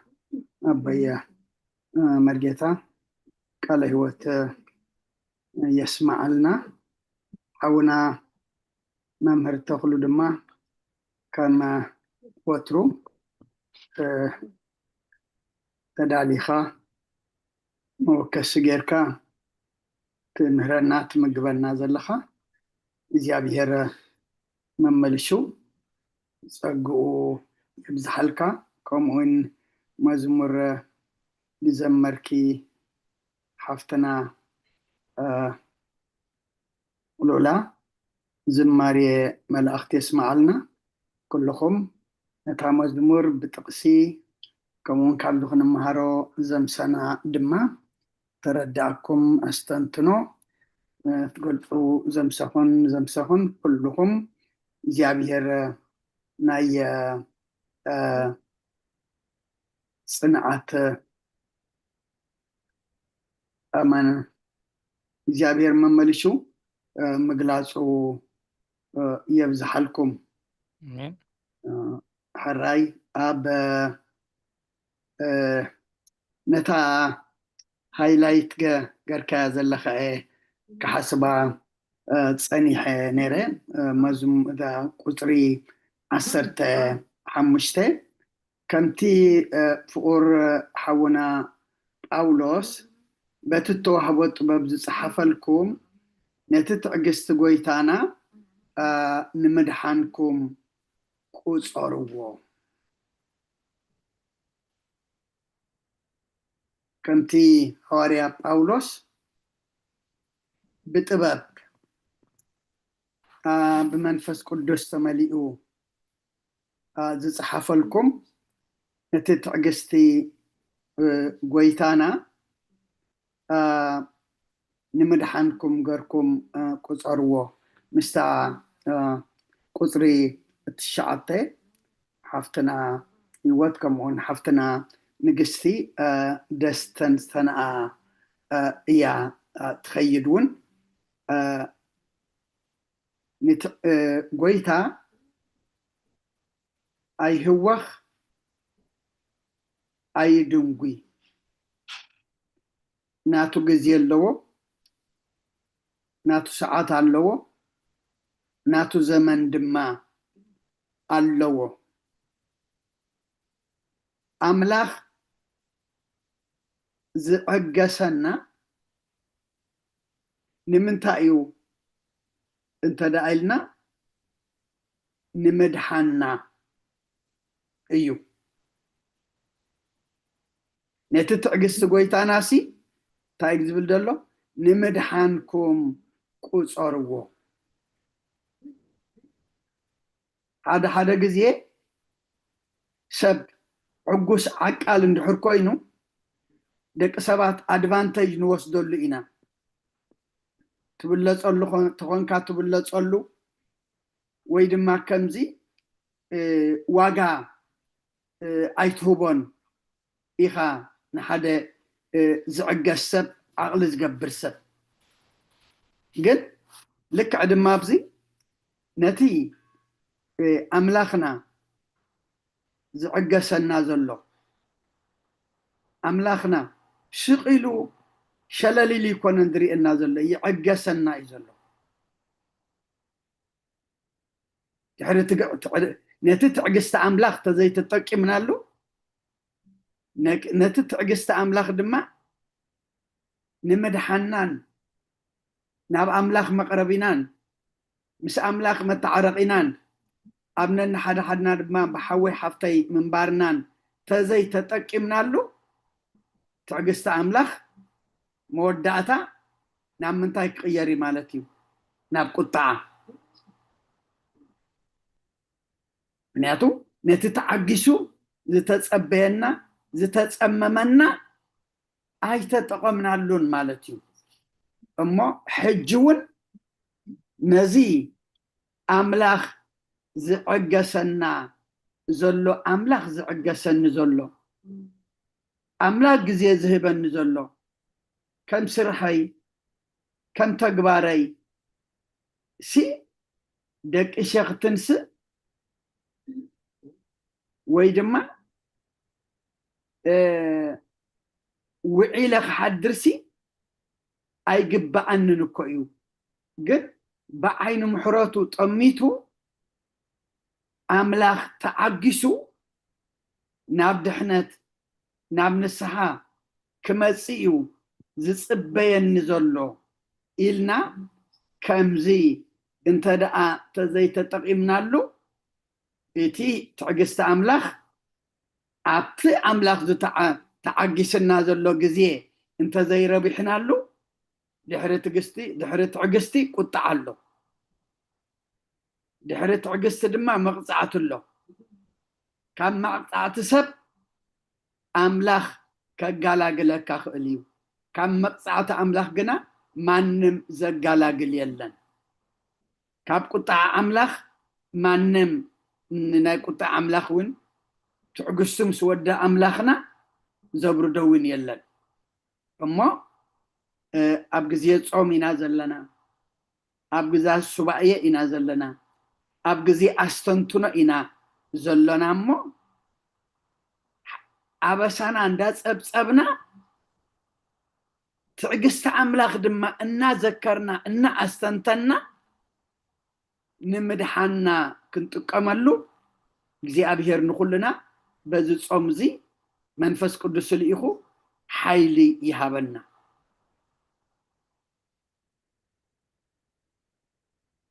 ንድሕነትና ዝኸውን ንምሕረትና ዝኸውን ክንጥቀመሉ ምክንያቱ ተጀሚሩ ኣሎ እዚ ጾም ክውዳእ እዩ ከመይ ጀሚርና ኣለና ኣብ መወዳእታ እንታይ ክኸውን ከመይ ኢና ክንውድኦ ኢልና ግን ክንሓስብ ይግባአና እሞ ትዕግስቲ ኣምላኽና ዘዘክረና ትዕግስቲ ኣምላኽ ተዘኪርና ድማ ኣምላኽ ተዓጊስኒ ዘሎ ድማ ካብ ፀጋም ናብ የማን ካብ መገዲ ሓጢኣት ናብ መገዲ ጽድቂ ካብ ፍቓድ ስጋ ፍቓድ ኣምላኽ ካብ መገዲ ቂምን ቅርሕንትን መገዲ ይቕረታን ሕድገትን ክጥቀመሉ እዩ ኣምላኽ ተዓጊስኒ ዘሎ ኢልና ብከምዚ ክንጥቀመሉ ነዚ ሂብና ዘሎ بخمزة دما أب مدحنا أب ربحنا خنوعلو نتعجست أملاخ دما نقولنا زيابيهر حيلي هبلنا صقو يبزحلنا سلو كل زيابيهر مسكانا يبصحيو أما مدبنا بصلوت كنا عصو سماب وولد ومنفس قدوس هادو أملاك أمين قدس إجابير أملاكنا سلخلو تمسجن نخن جمر زنقاق أحخانا جميرنا نغن فتسب دما زي تفلخانا كبرنا مسجانان نعخا يخون زي كنمهارو زمسنا أملاخنا نفلتت راح زي كونس نقال كامس فلتنا يو نعخا خنفلتكا نعخا فلتنا دما كن إزا زكا إسخا حاجزنا كل سعرنا كل دخامنا أملاخنا مودعتنا متصبقي قبرلنا الصومزي እግዚአብሔር አምላክና ከም ቃልካ ዘንብር ጾምን ጸሎትን ሱባኤን ግበረልና ንኻልኦት ዘይኮናስ ነብስና ንጥምተሉ ናይ ካልኦት ዘይኮናስ ሓጢያትና እንጽብጽበሉ ካባኻ ድማ ምሕረት ደሊና ናባኻ እንቀርበሉን እንጽጋዓሉን ጾምን ጸሎትን ሱባኤን ግበረልና أملاخنا كابلم دي أوصانا صوميلنا بناي صوم مقبط رح كينا حسب صوميلنا أب صوم نسوتيوت رح كينا حسب نبلعوت رح كينا حسب أب صوم زيادة خلو نسقانا أحسئنا ننبسنا منفساو مقبيخ مقبا أملاخنا سغات رادعنا كامنا يلمدن بهلن أوصانا بأمنات ملعنا بقدس منفسك مرحنا نزنا عالم زخصا زلو ديابلوس بزيس أمزي كام مدرنا خاب عالمنا خاب هوتنا خوت أملاخنا إسغا حقزنا إذا عليت زي بزيس أمن صلوتن أي وصنيو إلك أخامو إذا صامزي نتعليت سيطان كفعات سيطان سرح سيطان كاوشتنان كاب علمنان كاب كله زوص صامن صلوتن سبايين قبرلنا سلا كله تمسجن معلتنا خمز باركا ليتنا بارخلنا أفيركا خمز أتخنا أدك إسكاتن سألنا بدو توسعينا خبرهانة سائخة بدحنا سلام أبصحنا الصامز لما أملاخنا بحاتيا زودقنا نتنسألو حاتيا زرحقنا نوخان نقربلو حميمام زلو زفوسلو وسراز زفتحلو طمياز نسعلو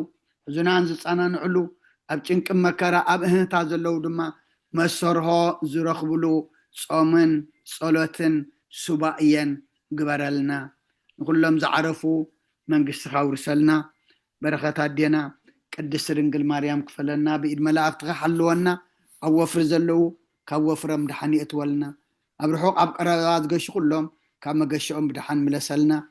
ولدنا يوم كلهم أوداتهم أولدهم عبيتهم نعشتهم دما